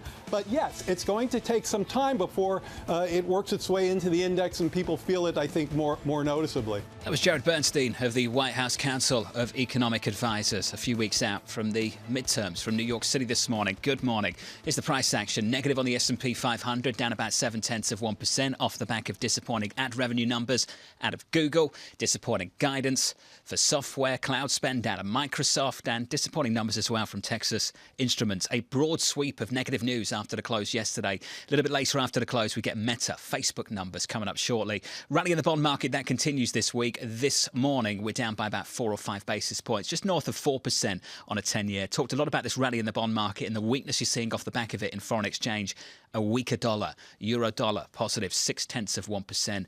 1.0023. We have a 1 in front of euro dollar again going into the ECB tomorrow and looking potentially for a 75 basis point interest rate hike. We had some news out of Russia in the last 60 minutes. Vladimir Putin, the Russian leader, has been speaking. Wanted to get Maria Tadeo to jump on the phone and get us up to speed on all of that. Maria, can you walk us through what we heard from Vladimir Putin in the last 40 minutes or so? Jonathan, and the key here is that you have to pay attention to what Vladimir Putin says and what Russia is doing. Whether you believe what they say, whether they mean what they say, that's a separate story. It's very clear by now that we are in a propaganda war too, but what we have today are pictures on Russian TV. Vladimir Putin is overseeing nuclear drills, and the Russians say they have completed this training. Everything was on target, and the training has gone as they expected. Otherwise, it has been successful. Now, there's a number of things you have to keep in mind. There has been a flurry of calls now from the Russians about the dirty bomb. This is an explosive that's wrapped up in radioactive material. They say Ukraine is planning to do this. Ukrainians deny this. They say take the nuclear atomic agency, agency to come to Ukraine and check it. This is not the case. But nonetheless, the Russians say this. Today there's a drill. The way that some interpret this is that either Russia is trying to reach out to the West to get diplomatic channels going on, or actually this is a false flag for what could be a serious escalation in the war. And also, Jonathan, put this in context. This is now a very sticky war. We're now entering the winter. This is very complicated to move people, to move men, troops, army, weapons in the winter. And Russia's in a position when they're not advancing. They're having to stay in position, defending targets. And Ukraine says our counter operation continues. So the pressure for Vladimir Putin increasing domestically. This is the Russian army, the pride of the nation. Technically, on the ground, it's a different story. So you have to read the signals here. I'm being told it's two scenarios. Either this is a false flag that's in the making, or Russia, given the desperate situation on the ground, is trying to make communications channel now back on with the Ukrainians. That's dead. That's why they're reaching out to the West under the pretext of the dirty bomb. It's a concerning time, Maria. Thank you for jumping on the phone and running us through all of that. We heard from the President of the United States, Joe Biden, in the last 24 hours on this topic. He said, quote, Russia would be making an incredibly serious mistake were it to use a tactical nuclear weapon. I have to say, Anne-Marie, hey, mate, you were in the room with the President yesterday when he got his booster shot. Can you walk me through what's going on with this administration? Because we had this bizarre chain of events happening yesterday where 30 Democratic progressives wrote a letter about pushing the administration to go towards some kind of diplomatic solution and then retracting it and walking it back. What on earth is going on? Well, let's just say clearly the White House is saying that nothing has changed in their approach with dealing with Ukraine and that they are not in a moment to negotiate with Russia at this time. And then you have, though, Jonathan, what's happening, as you say, it's quite confusing. A lot of people are shaking their heads and unsure of where this is coming from. These 30 progressives released this letter that said maybe now is the time as we pair some of these economic assistance alongside diplomacy, even including potentially sitting down and talking with Russia. There was a ton of blowback on this letter from the progressive wing of the Democratic Party. So then they retracted the letter, and you had the caucus chair, Pramila Jayapal, come out and say it was a staffing issue. They didn't vet it because this letter was circulating in the summer. But then at the same time said, as the chair, I take control and I take the responsibility for this getting out. The issue of course, is you have to think, and I'm hearing from representatives saying, well, I signed it in June and it was a different scenario. Was it really a different scenario? Yes, there wasn't a talk of a dirty bomb every day making headlines, but what you did have in June was President Putin installing authorities in occupied territory. And of course, that led to the annexation, illegal annexation of these territories in October. And then they were still fighting on the ground. But Anne-Marie, that's a political back and forth, and we can get into that. We will get into that. Everybody is talking about that. There's a broader issue, which is that both parties, but the Democrats in particular, because they're in charge, are grappling with the economic blowback of this conflict and some of the sanctions. Is there a cohesive message that we're getting, especially after we heard from Sherrod Brown yesterday, talking about the concern about the Federal Reserve's actions with inflations in terms of what they would like to see put into place that could crimp inflation more significantly? Well, what's interesting about this letter from the progressives, Lisa, is that it was 15 days before a midterm election, where what is the number one issue, poll after poll? It's the economy, and then right behind it is inflation. So you have this pressure on lawmakers across the board about to deal with rising consumer prices. And this is what the struggle is, and why people may go out and vote, why many are saying the polls are closing and there potentially could be this red wave. At the same time, you asked about a cohesive message. I don't think it's cohesive in terms of how the Democrats are approaching the economy ahead of the midterm elections. You had the likes of Sherrod Brown. Of course, he's the chair of the Senate Financing Committee, so he's the one that has to overlook what the Fed is doing, writing this letter to the Fed on the heels as well of Senator Bernie Sanders, Senator Warren over the past couple of months talking about the Fed. Are they going too fast? They have to keep in mind the unemployment. But is by and large the Democrats using the Fed as a scapegoat? Not yet. AMH, down in Washington. Anne-Marie, thank you. Got to talk about two things with regards to this letter from the Senate Banking Committee Chair, Sherrod Brown. The optics and the content.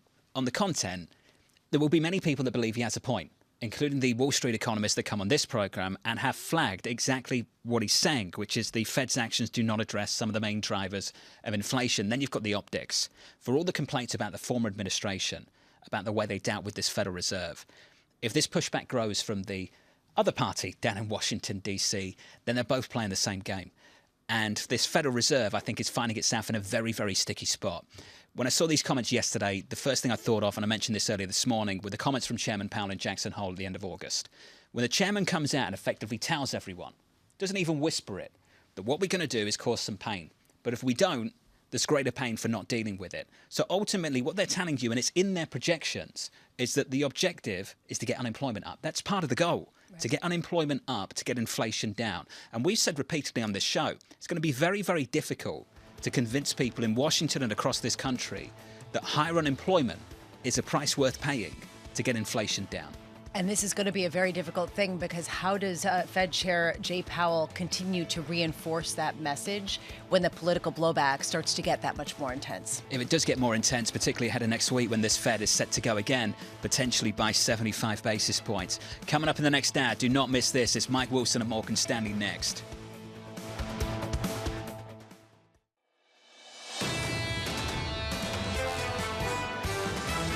Right now, all central banks are playing tough and talking tough and acting tough. I think that the Fed is highly aware of what they've done to financial markets. This is a world where we're going to see a very significant slowdown of activity. In this economy, the recession risks that we're seeing are by no means uniform. Everyone's waiting for this Fed meeting next week, but I think the message will be, no, we're going ahead, we're still staying hawkish, and the dollar will rally into Christmas.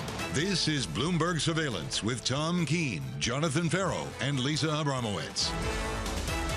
No Fed speak all week. It's been wonderful, blissful, I have to say. Live from New York City this morning. Good morning for our audience worldwide. This is Bloomberg Surveillance on TV and radio alongside Lisa Abramowicz. I'm Jonathan Ferro. TK back with us tomorrow. Futures right now down 0.75% on the S&P. We've had a nice run. 3 big days of gains, Bramo.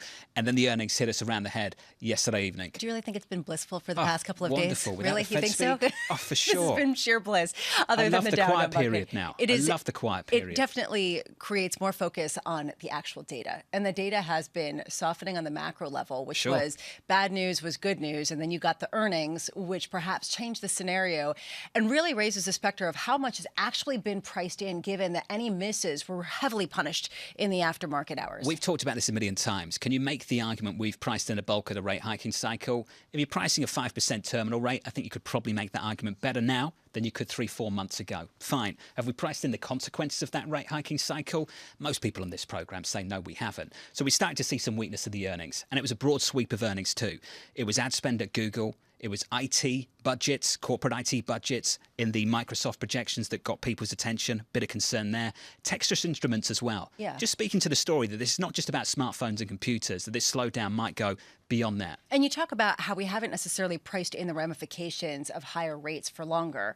We don't even understand what the ramifications of inflation themselves are on some of the consumers, right? So how much is this just because inflation is high, consumers are pulling back? We don't know where the economy is going to be just in a broader sense. The issue is if you get an economic slowdown sufficient for a step down or some sort of slowdown in the pace of rate hikes, is that good news or bad news? You've been asking that all year. And right now, at least treated by the earnings and the way that they've been treated in aftermarket hours, it has been bad news. Bad news is bad news. And how much can that continue? It depends why they're doing it. Now, if you're going from 75 to 50 to 25 because the economy is slowing down, that's not great news. If you're going down from 75 to 50 to 25 because you get this positive supply side response, that's good news. That's bullish. That's great. They've got to back away of rate hikes because you've got the supply side solution to the inflation problem. But if they've got to destroy demand, problems. If it's because of financial stability, big issues. And that's what Mohamed El-Erian had to say on Bloomberg yesterday. Here's my issue, and this was really highlighted by Google earnings yesterday. You heard the CFO come out and say that it takes time to move this ship, right? That they're trying to pare back some of the headcount. They're trying to pare back some of the expenses in order to have bigger margins, but it takes time. So they have to get those plans in place. If the Fed turns around and stops raising rates as much, how much of an actual effect does it have on the economy that's already turning around, that already will lead to higher unemployment? It was pretty bearish stuff there, Brian. Look, we listened to, Nouriel Roubini, and he made some good points. I said to Mohamed, I caught up with Mohamed after we caught up with Nouriel. Depressing. I said to Mohamed, it's good that Nouriel came before you because he set the bar so low that even Mohamed was sounding constructive. I was about to say. Relative to Nouriel. He sounded downright optimistic. It's not a done deal that we're going to get recession. That was basically bull. Since when was this optimistic to say it's not 100% a done deal that we get a recession? That's 2022, constructive these days? Especially from Mohamed El-Erian. Okay, that tells you a lot about sentiment. And it tells you something about also following Nouriel Roubini. Sure. Futures down 0.75%. I have to say, I started the book last night. It's a good book. If I come in day after day, increasingly bearish, you know why. You're not going to shave. Month. You'll come in looking haggard. I messaged Nouriel last night, said I've started the book, and let's see how. You can follow me and say what I sound like in the next few weeks. Life all right? with Nouriel Roubini. Futures down 0.75% on the S&P. There's a rally in the bond market. Yields are lower by 4 basis points. We're just above 4% on a 10-year. That rally in the bond market continues. Interesting to see some dollar weakness out there as well. Euro dollar back above parity, back with a one handle on euro dollar. There you go. Euro dollar positive about 0.5%. But Lisa, I think that rally in the bond market is curious off the back of bad news. We're finally starting to see the risk mitigation characteristics return to the bond market in response to negative data, specifically off the back of that house price growth data in the United States. And will it all be killed with the CPI report, right? I mean, at what point does the proof really come in inflation that isn't coming down in certain areas? People think that, yes, housing prices are increasing at a slower pace. You're seeing retailers discount certain items. You're seeing car prices, used car prices, not new car prices, come down. How much will that really bleed into broader, lower inflation versus simply kicking the ball over to employment costs and other issues? I keep saying there's a man on Wall Street with a crystal ball, and the fortune teller joins us right now. Mike Wilson, the CIO and Chief US Equity Strategist at Morgan Stanley. Mike, wonderful to catch up with you, sir. I say this because you come out last week and talk about this short-term tactical call of a market that's going to mount up a little bit, maybe through 4K again on the S&P 500. And here we are, massive week of gains last week, first couple of days this week, pretty tidy as well. What is it about the short term, Mike? And we could talk about the longer term, but what is it about the short term between now and maybe the start of next year where you become a little bit more constructive? Yeah, it's a tough gig, right?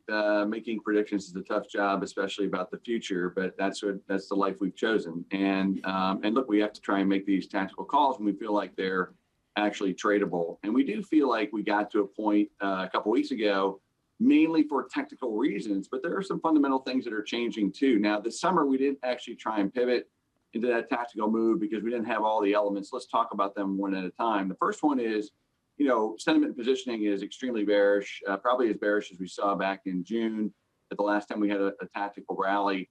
Secondly, though, we got to the 200-week moving average. That's something that we did not achieve in June. And that's a very important technical level that a lot of people don't talk about. We look at it very closely. It is your long-term support level. And to break that level, you typically need a recession. Okay. Now, the odds of recession are very high, as you were just speaking, but we haven't seen the whites of the eyes of that recession yet. And until you get that, you can usually hold that 200-week moving average. That was a big factor. And then probably the most other important factor is we think rates are topping. Rates are looking very toppy. Our rate strategists have done a great job here. They've gotten more neutral. They're now calling for no longer bear flatteners, but actually steepeners. And that's going to be mostly at the front end. But nonetheless, the back end's going to come down too as the market starts to think about the Fed pivoting. And then the last thing is the earnings story. As you guys know, that's where we've been focused. We're probably more bearish than most on the outlook for next year. But, we got earnings this quarter, and what we just don't think we're going to get, John, is we're not going to get the full capitulation from companies on 2023. We think it's just going to take longer. We've written about that quite a bit. You read our research, so how we're thinking.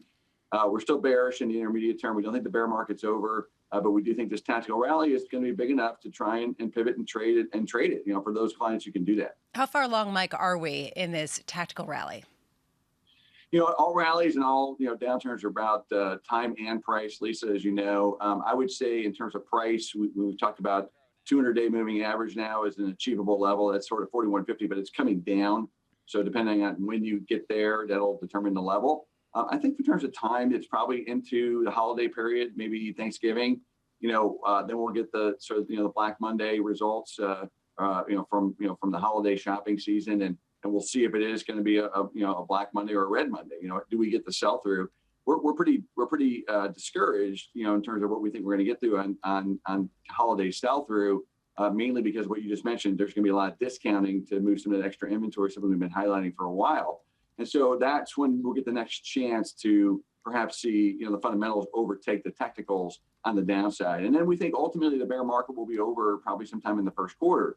Now, all of this is, subject to revision, right? So I want to make it perfectly clear, if the market starts to trade off again and the S&P breaks down and blows through 3650 on the downside, we'll be bearish again, okay? But, this is our job. We think, and we like the price action the last couple of weeks, notwithstanding, some negative earnings reports last night. We think maybe the market will hold up, and that'll be another positive catalyst, because if stocks don't go down on bad news or the market isn't going down on bad news on fundamentals, then what do you have? And Mike, you talked about this difference between technical factors and fundamental factors. In the near term, what's the optimal way of paying that tactical rally in the equity market? How do you want to do that? Through the index of the S&P or somewhere beneath it, somewhere else? Yeah, good question. I mean, first of all, the call is really, to help our clients who, can short stocks, right? So the main call was just get out of the way. And because when you get these kinds of rallies, the shorts usually go up the most. And that's what's happened so far. So it's a low quality rally so far. The shorts have rallied the most. So some of the expensive, kind of growth stocks, some of the low quality cyclical stocks, the small caps have hit a little run here. That will probably persist. And then I think ultimately it'll morph into probably NASDAQ leading, because rates are going to come down, right? Part of our call is that rates have to come down. If rates don't come down, John, and we don't go below 4%, like in a meaningful way, the rally will peter out probably around these levels. But if that happens, as we suspect, and rates do come in, then you'll see these growth stocks have probably a pretty meaningful move, despite the fact that maybe we're getting some bad earnings reports. We're going to talk a little bit more about the fundamental stuff in just a moment, but just a little tease, Mike, if you can. 2023, early 23, it's earnings season for Q4 and maybe some guidance for the rest of the year. You said we haven't had it yet. We haven't had that overwhelming negative guide from corporate, C-suite management, all the rest of it in America. Mike, how do you know what that looks like? What does that look like? What do you think that looks like? How will you know when you see it? Well, those are trade secrets. I can't share that. No, I mean, look, we'll know it when we see the forward estimates really come down. Okay. In other words, so far, let's just talk about some numbers. It makes it easier for people to kind of follow what we're looking at, which is, so we think markets trade on next 12-month EPS. Okay. And in the S&P 500 case, that got to 240. That was the peak in June. We're down to about 233, 234. Which is only about 2 or 3% off the highs. We think that ultimately is going to go to about 195. So when we see that forward estimate get down about 30, 40, 50% in its way to the ultimate destination, then we'll feel like, okay, it's there. We're not going to wait for 195. By then the market would have definitely discounted it. But at 233, 234, that's not anywhere near where we think we need to be to say, okay, the market gets a joke. And that's something like 220, 225, John. That's kind of what we're looking for in NTM EPS for those people who follow it. Mike, they're playing the music. They want us to go. So we're going to continue this conversation in just a moment. Mike, stay right there. Mike Wilson there of Morgan Stanley. Equity futures down 0.7 on the S&P from New York. This is Bloomberg.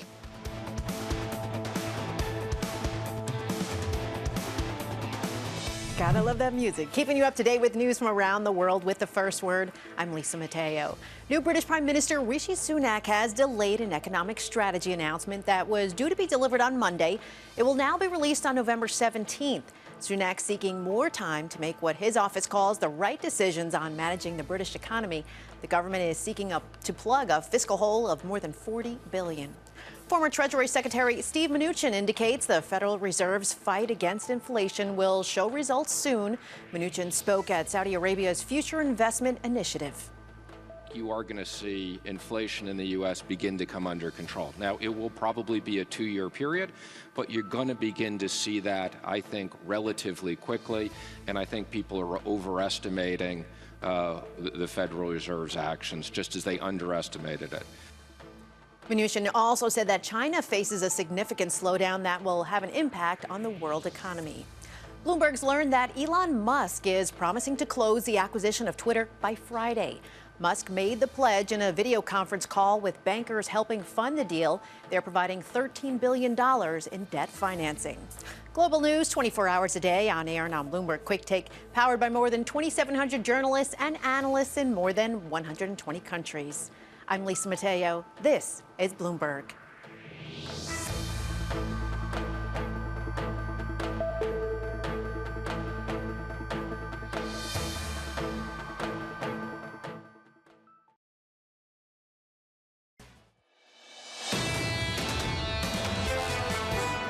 Right now, all central banks are playing tough and talking tough and acting tough. If they try to get to 2% inflation, they cause a recession.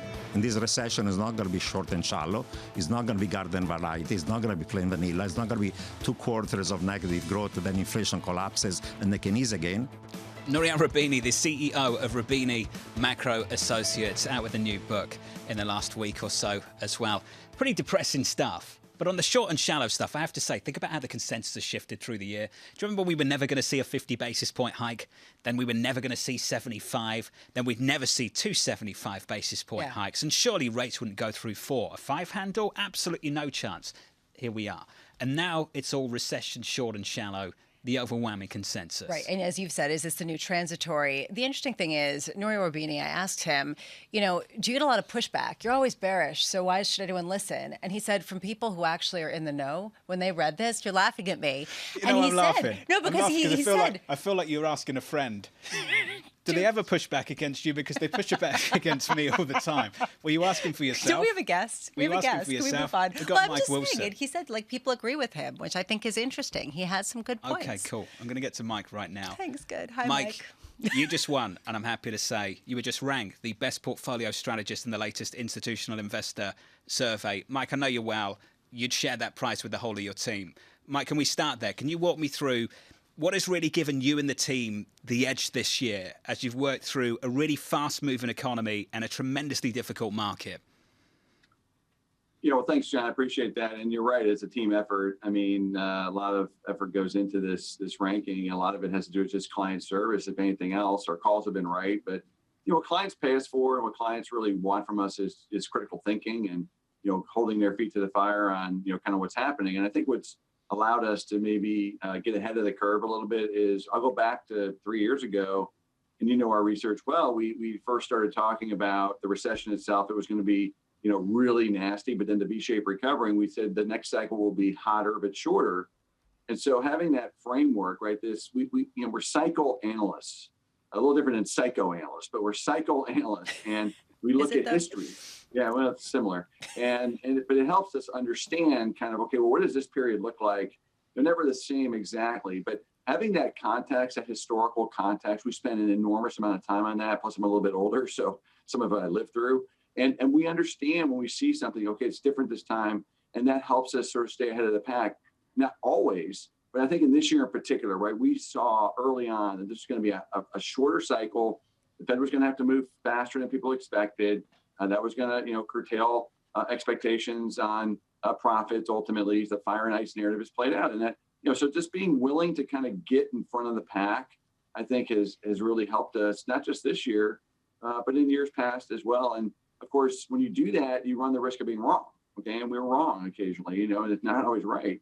But you have to be willing to go there. You have to be willing to take a shot and get away from the consensus. Mike, given the historical perspective that you do bring to this, where are we in terms of the ice and short and shallow, and this question of, okay, if it is deeper, how long will it last, and how long can inflation remain prolonged? When you take a look at when you start to find optimism in the equity markets, perhaps early next year, is that predicated on this idea that we are not going to be in some sort of high inflation environment for a very long time?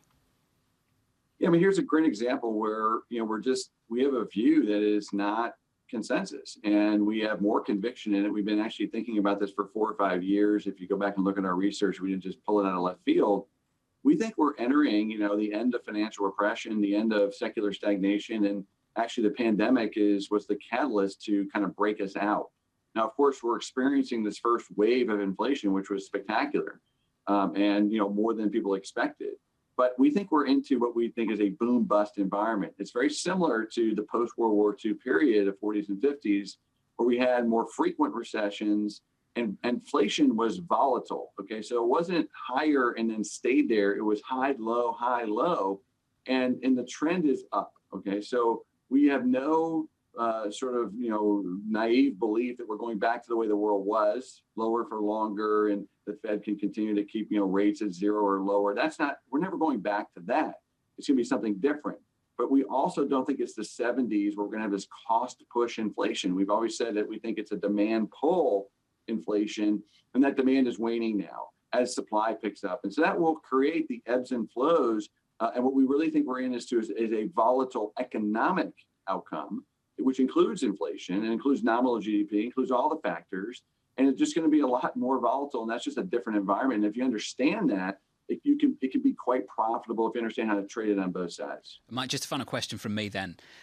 Does it tell you anything at this point, and how does it influence your thinking about future leadership in this market after a decade of growth dominance on the S&P? Yeah, we're not in the camp that it's just going to be one or the other. We think it's going to be a broader kind of market where you get broader participation, kind of like 2020. And then, it was broader. It was small caps led, right? We had growth and value working together. I can tell you this, the days of, ridiculously priced growth stocks, that's over. Okay. And that, by the way, that was dumb to begin with. So that's good. You take that stuff out. And then, but that doesn't mean all growth stocks are doomed. It just means you can't overpay for it the way that you could when rates were negative. Okay. So we're not going back to that environment, which means you have to focus on companies that can actually operate efficiently in this more volatile economic environment, deliver the goods on earnings, and then pay a reasonable multiple. It's kind of back to basics. It's kind of the way it was when I first started in the business. Get the training wheels off the bike and learn how to ride again. Hey, Mike, just wonderful to catch up, and send our best to the team, won't you? Congratulations, Mike Wilson of Morgan Stanley there. Lisa, the best portfolio strategist in the latest institutional investor survey, and some tremendous calls over the last 12 months and beyond. He didn't show us his crystal ball, but he didn't. We did get the sense. He did imply he might have one. The glow right next secrets? to him. Yeah, exactly. Please don't. It's wonderful. No, look, he's gotten it right. And I think that the really interesting thing is he's not afraid to talk about a tactical rally, to embrace something that is going to happen, even if it doesn't cohere with a neat narrative. And I think that right now, that is one of the most difficult things, is it's easy to get caught up in a narrative, but sometimes the positioning can rip against people. And I think that right now, we're in a period where there's been a lot that's been baked in, and the short positions, as he said, are what potentially could hurt people, right? So he wanted to basically say, get out of the way. Sure. I thought that was really interesting. I think we've said it a few times. I've said it a million times in the past. It's not about being right or wrong. It's just about working through the process sometimes and understanding the framework of the individuals that do have the success. We can all get lucky and say we're going to be here, going to be there. The source of their success is the framework, and the framework they've had is just a deep understanding of how this cycle would materialize through the pandemic and out the other side. Yeah, and there's also an era of self-questioning and sort of ongoing, really, I don't know. You saying that's absent elsewhere? Well, I'm just suggesting that's a successful I just trait. wondering if you're speaking about another bank. To have, okay, all right. Need a lot of therapy. Your friend's coming up. Neil Dutta, Renaissance Macro is next. This is Bloomberg.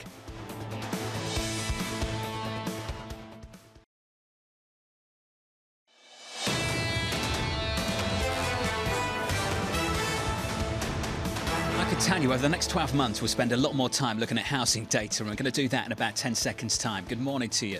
Your equity market looks like this going into that economic data in America. On the S&P 500, we are negative. We are down 0.8% after some disappointing earnings after the closing bell just yesterday. Meta, Facebook coming up after the close a little bit later. Bond market rallying, yields lower by 4 basis points. Mike McKee around the table with that data. Morning, Mike.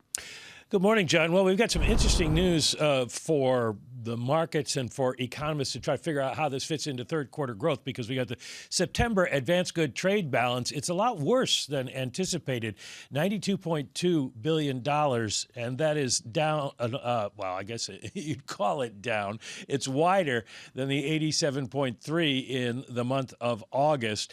Retail inventories come in up 0.4, wholesale inventories up 0.8. Both of those are much lower than they were the prior month, but there's still a gain. And when you look at retail and wholesale inventories, you see they're running way, way, way ahead of where they had been in pre-pandemic years. And that does suggest that we're going to have some more growth added to the third quarter numbers, but it also takes away from the future. And it may give us some break on inflation if we see retailers cutting prices as they have been to try to get rid of their stocks.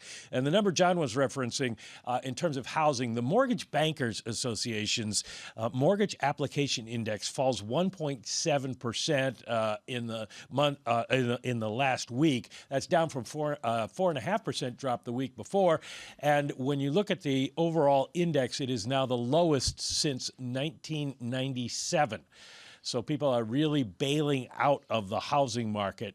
It's hard to say that this is comparable to that period because we saw rates higher in those days than they are now, and people were still buying houses. But it does look like the housing market is really kind of fallen off a cliff here when you look at sales to the mortgage rate. We will get new home sales, guys, a little bit later this morning. Let's talk about that data in 90 minutes then, new home sales.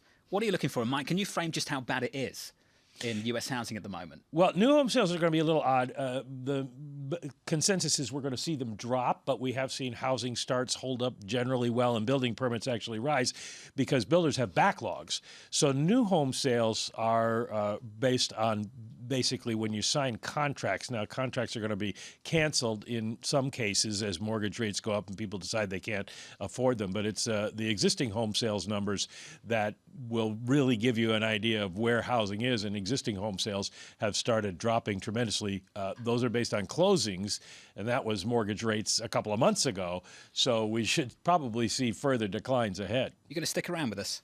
Are you going to run? You're going to stick around? Well, I mean, you have a guest that I haven't seen in a long time. Let's catch up with Neil. Anxious to see you. Neil Dutzer of ASOS Macro joins us around a table. I was told by Joe Weisenthal to ask you about your sterling target out of the UK, and I said to Joe straight away when he messaged me about 30 minutes ago, Joe, what are you talking about? Just FX targets now. What's Joe talking about? I don't have a sterling target, but I can tell you that my kids have convinced me to go as the Prime Minister of the UK for Halloween. You're going as Rishi Sunak? Yeah, I definitely am. Is Rishi Sunak coming with good things? I mean, as I was joking with Joe, I mean, I told him very clearly that, you know, I have a habit of betting on Indian. And I told him, as a result, it's time to go long sterling. He's got the credibility back in the market. Yeah, exactly. That's more than a joke for a lot of people. Let's talk about the credibility of this Fed chair as well, Neil. And it's wonderful to have you with us around the table. The politicians are pushing back, Neil. The usual suspects, Warren, Sanders, but also now the Senate Banking Committee chair as well, in a letter according to Punchbowl yesterday. How did you and the team respond to that?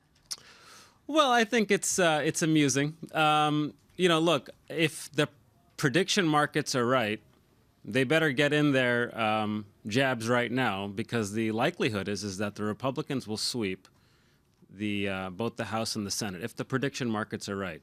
And I can tell you right now that if the Republicans are playing this right, they will not have any political interest to tell the Fed to back off from hiking.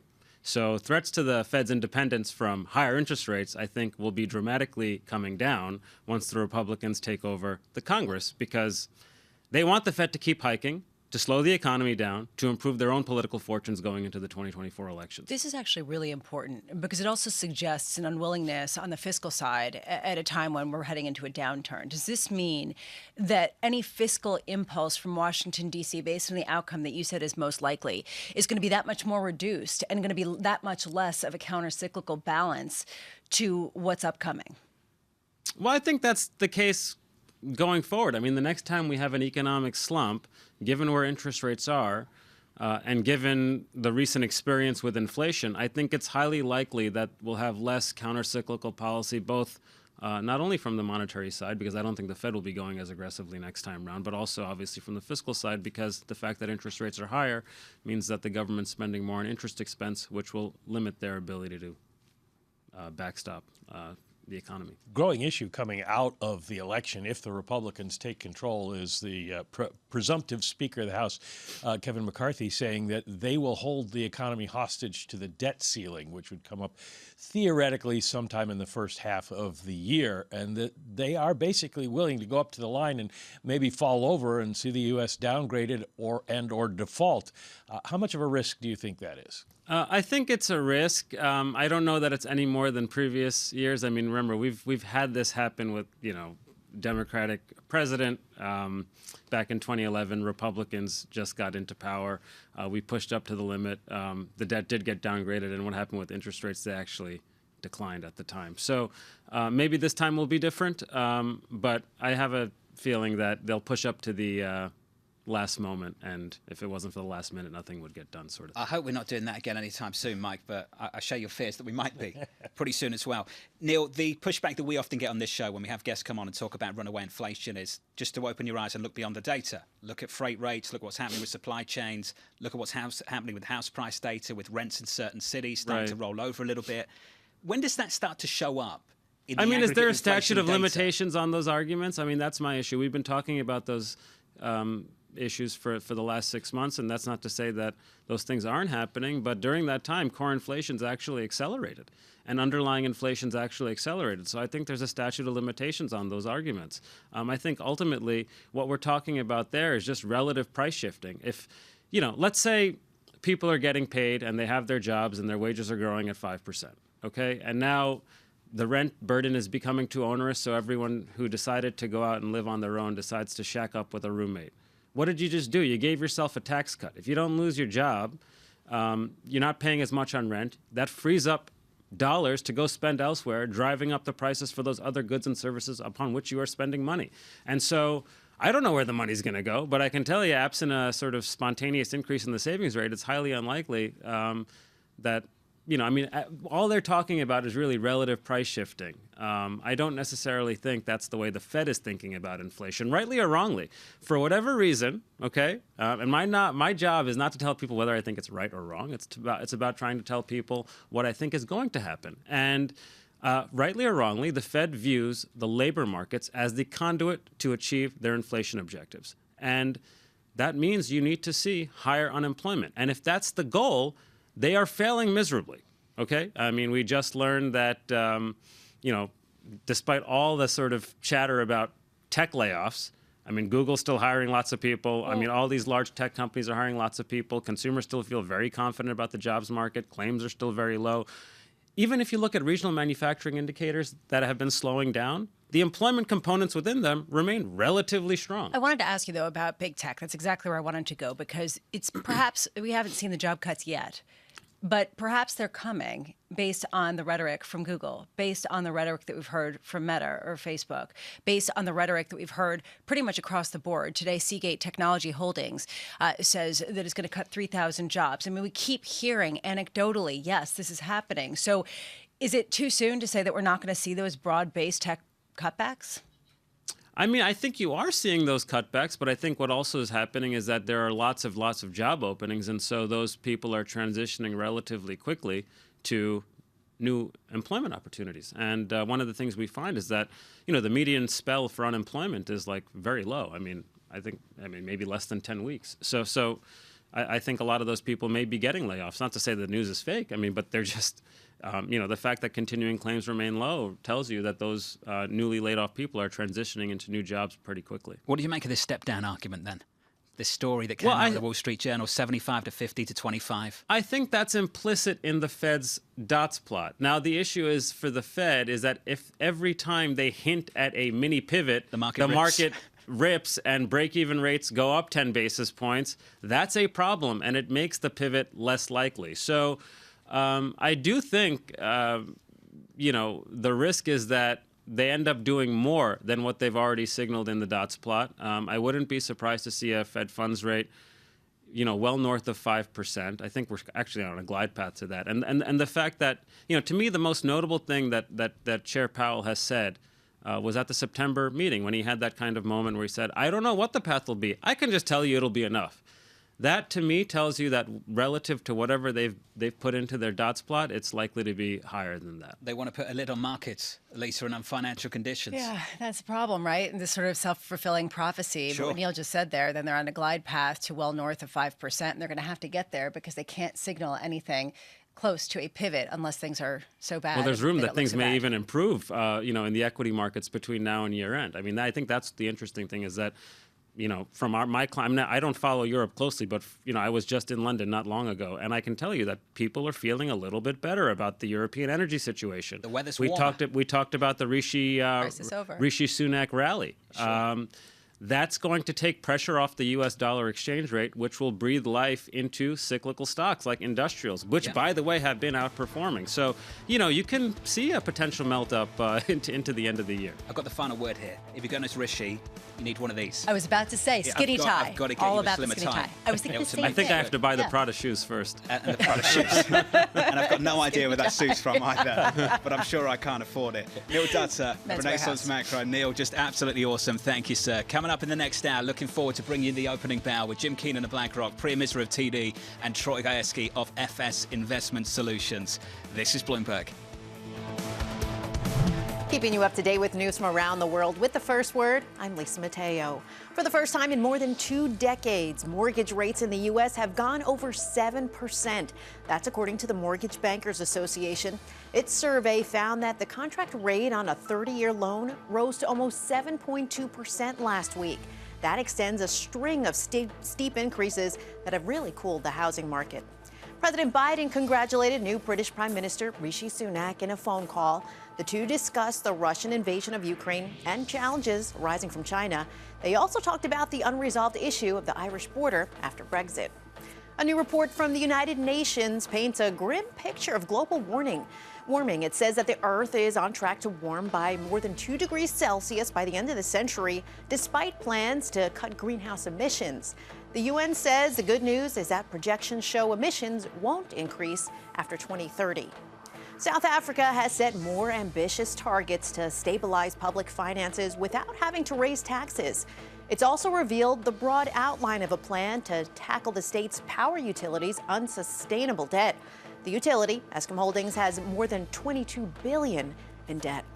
Harley-Davidson posted third-quarter profit that beat estimates. The motorcycle maker saw sales rebound from a temporarily production shutdown. Harley was able to raise prices enough to offset higher inflation. That padded profit, even as sales in its core U.S. market declined.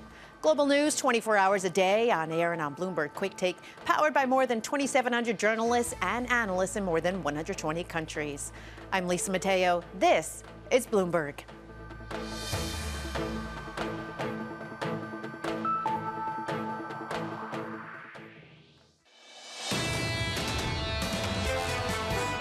I think it's very hard to see something that's going to be smooth landing in any way. That's true for the economy. That's true for the financial market in this context. That's why, we think we're on a clear path towards over-tightening of monetary policy, but it's going to be very rocky. Jean Bovin, Investment Institute head at BlackRock, coming out with a bit of a gloomier view, although not necessarily seeing treasuries as a haven. They are perhaps a haven today. You are seeing yields lower. Kind of amazing what a round trip we've done over the past few weeks with now 10-year yields in and around 4%, 4.075% after having reached up to about 4.5%. A pretty marked shift downward, whether it can last and how much this can really give fuel to stocks. We saw a 3-day rally end today. You see the NASDAQ underperforming, down down nearly 2% on the heels of some of those tech earnings. Microsoft shares down nearly 7% now ahead of the opening bell. Joining us is someone who's been bullish tactically, bearish long-term, kind of a Mike Wilson page. Perhaps he's got the same kind of crystal ball. Peter Scheer, macro strategy head at Academy Securities. Peter, I want to get your sense on what we've been seeing with earnings, whether they confirm your view that we can continue to see a rally in the short term, even though they have been somewhat disappointing. Yeah, I think we have to make it through this earnings period. Obviously, overnight, we're not reacting well to yesterday's earnings. But as we get through this, I think the attention will focus to stock buybacks are still real. You get that quiet period. I think people are still too bearish. And for me, more importantly, this Treasury rally, I think, continues. I think we get to 370, maybe even 360 on the 10-year, and that could push equities higher. So it's a little bit short-term positive. There's a lot of technicals at work. I think longer term, this is my first real signs of my fear for a hard landing, is that people aren't going to fire employees. They're going to pull back on their services, and disruptive companies in particular have to pull back on the services, technologies they're buying, and that might be what we're seeing leaking into earnings. Okay, there's a lot to parse through here, and I want to get to all of it. I want to start with your call on treasuries, because that's pretty noteworthy that we get back down to 3.6% on a 10-year treasury, given where we have been just recently, just days ago. What gets us there? So one, on Friday, if you go back, there was so much lost in the news, but daily, basically, you kind of backed off a little bit. Nick from the Wall Street Journal sent a message backing off a little bit. Markets reacted very well to that. I think you're seeing geopolitical pressure placed on us by Japan in particular, but also the UK and the ECB saying, hey, we need you to stop this, currency devaluation we're going through. So I think there's a lot of reasons to expect that. And now at the quiet period, we can start looking at the data. I think we're going to see data coming in weaker. Oil's down every day. We're going to have easy comps. I think the whole inflation fear is way overdone, and it's starting to leak into the data. And with the Fed being quiet, we can respond to that. So you think that the Fed is going to respond to what's going on with Japanese, with the yen, with the yuan over in China, with what's going on in the United Kingdom, and try to address the dollar strength? I think some of that will come from the Treasury Department, because that's really their responsibility. It's going to be subtle. It's not going to be, overt, because we just can't do that. But I think they're going to start saying, hey, we already said we were going to do a lot, and this isn't a pivot. We got to our plan. It's getting time to watch and wait, right? We have done so much. We followed what we said we're going to do. So don't consider this a pivot. This is just part of our original program, was to stop at some point and see how it plays out. So I think that's the messaging we're going to start seeing as soon as the Fed's allowed to talk again. So do you think that right now, going back to your other point about cutting around the edges, basically cutting ad service, cutting other issues that you don't, that's not necessarily the core of the personnel of a company. Do you think that perhaps the big tech earnings are not as well of a bellwether type of signal for the rest of the economy as some people are making out? Yeah, I think that's probably true, right? They're adjusting to this specific shift, right? So there's other areas of the economy that are doing well. I think you can see autos, you can see places do reasonably well. So I think this is a unique factor. It's part of this pullback. If the Fed keeps pushing on companies and then they start having to lay off, I think this follows through even worse for tech, and that gets us to the hard landing. But for now, I think we can make it through this and start bouncing back up. Because again, a lot of these companies are down anywhere from 30 to 50% year to date. So even with these weaker earnings, there's still some upside. Okay, this is the really frustrating part about this market. And I was struggling with this with Mike Wilson, and I could tell that he was too. And I'm curious from your perspective, how do you communicate to people?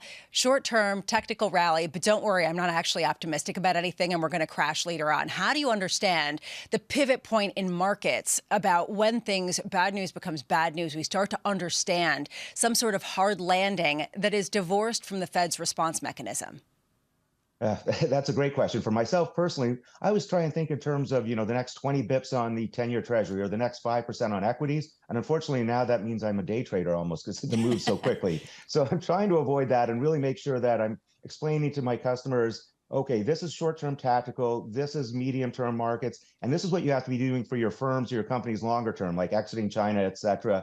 And it's just it's a big struggle, I think, to figure this out. And you have to have conviction. You have to be small. And I think that's, again, one reason everyone's pulled back on position. So if we get any sort of rally, I think that can feed on itself a little bit easier than a sell-off can right now. Yeah, especially because hedge funds have really pulled back on leverage, and you've had people really retrench with that bearish positioning that we've been talking about for quite a while. Peter, when you talk about the hard landing going forward, it's always interesting for me to hear people's worldviews and whether we're in a structurally higher inflationary regime, or as you say, you think that the inflation story is overblown. How do we get back then to a low inflation 2% type level, especially because you're telling companies to get out of China and stop doing business there because of some of the geopolitical concerns that the generals that work for your company talk about all the time?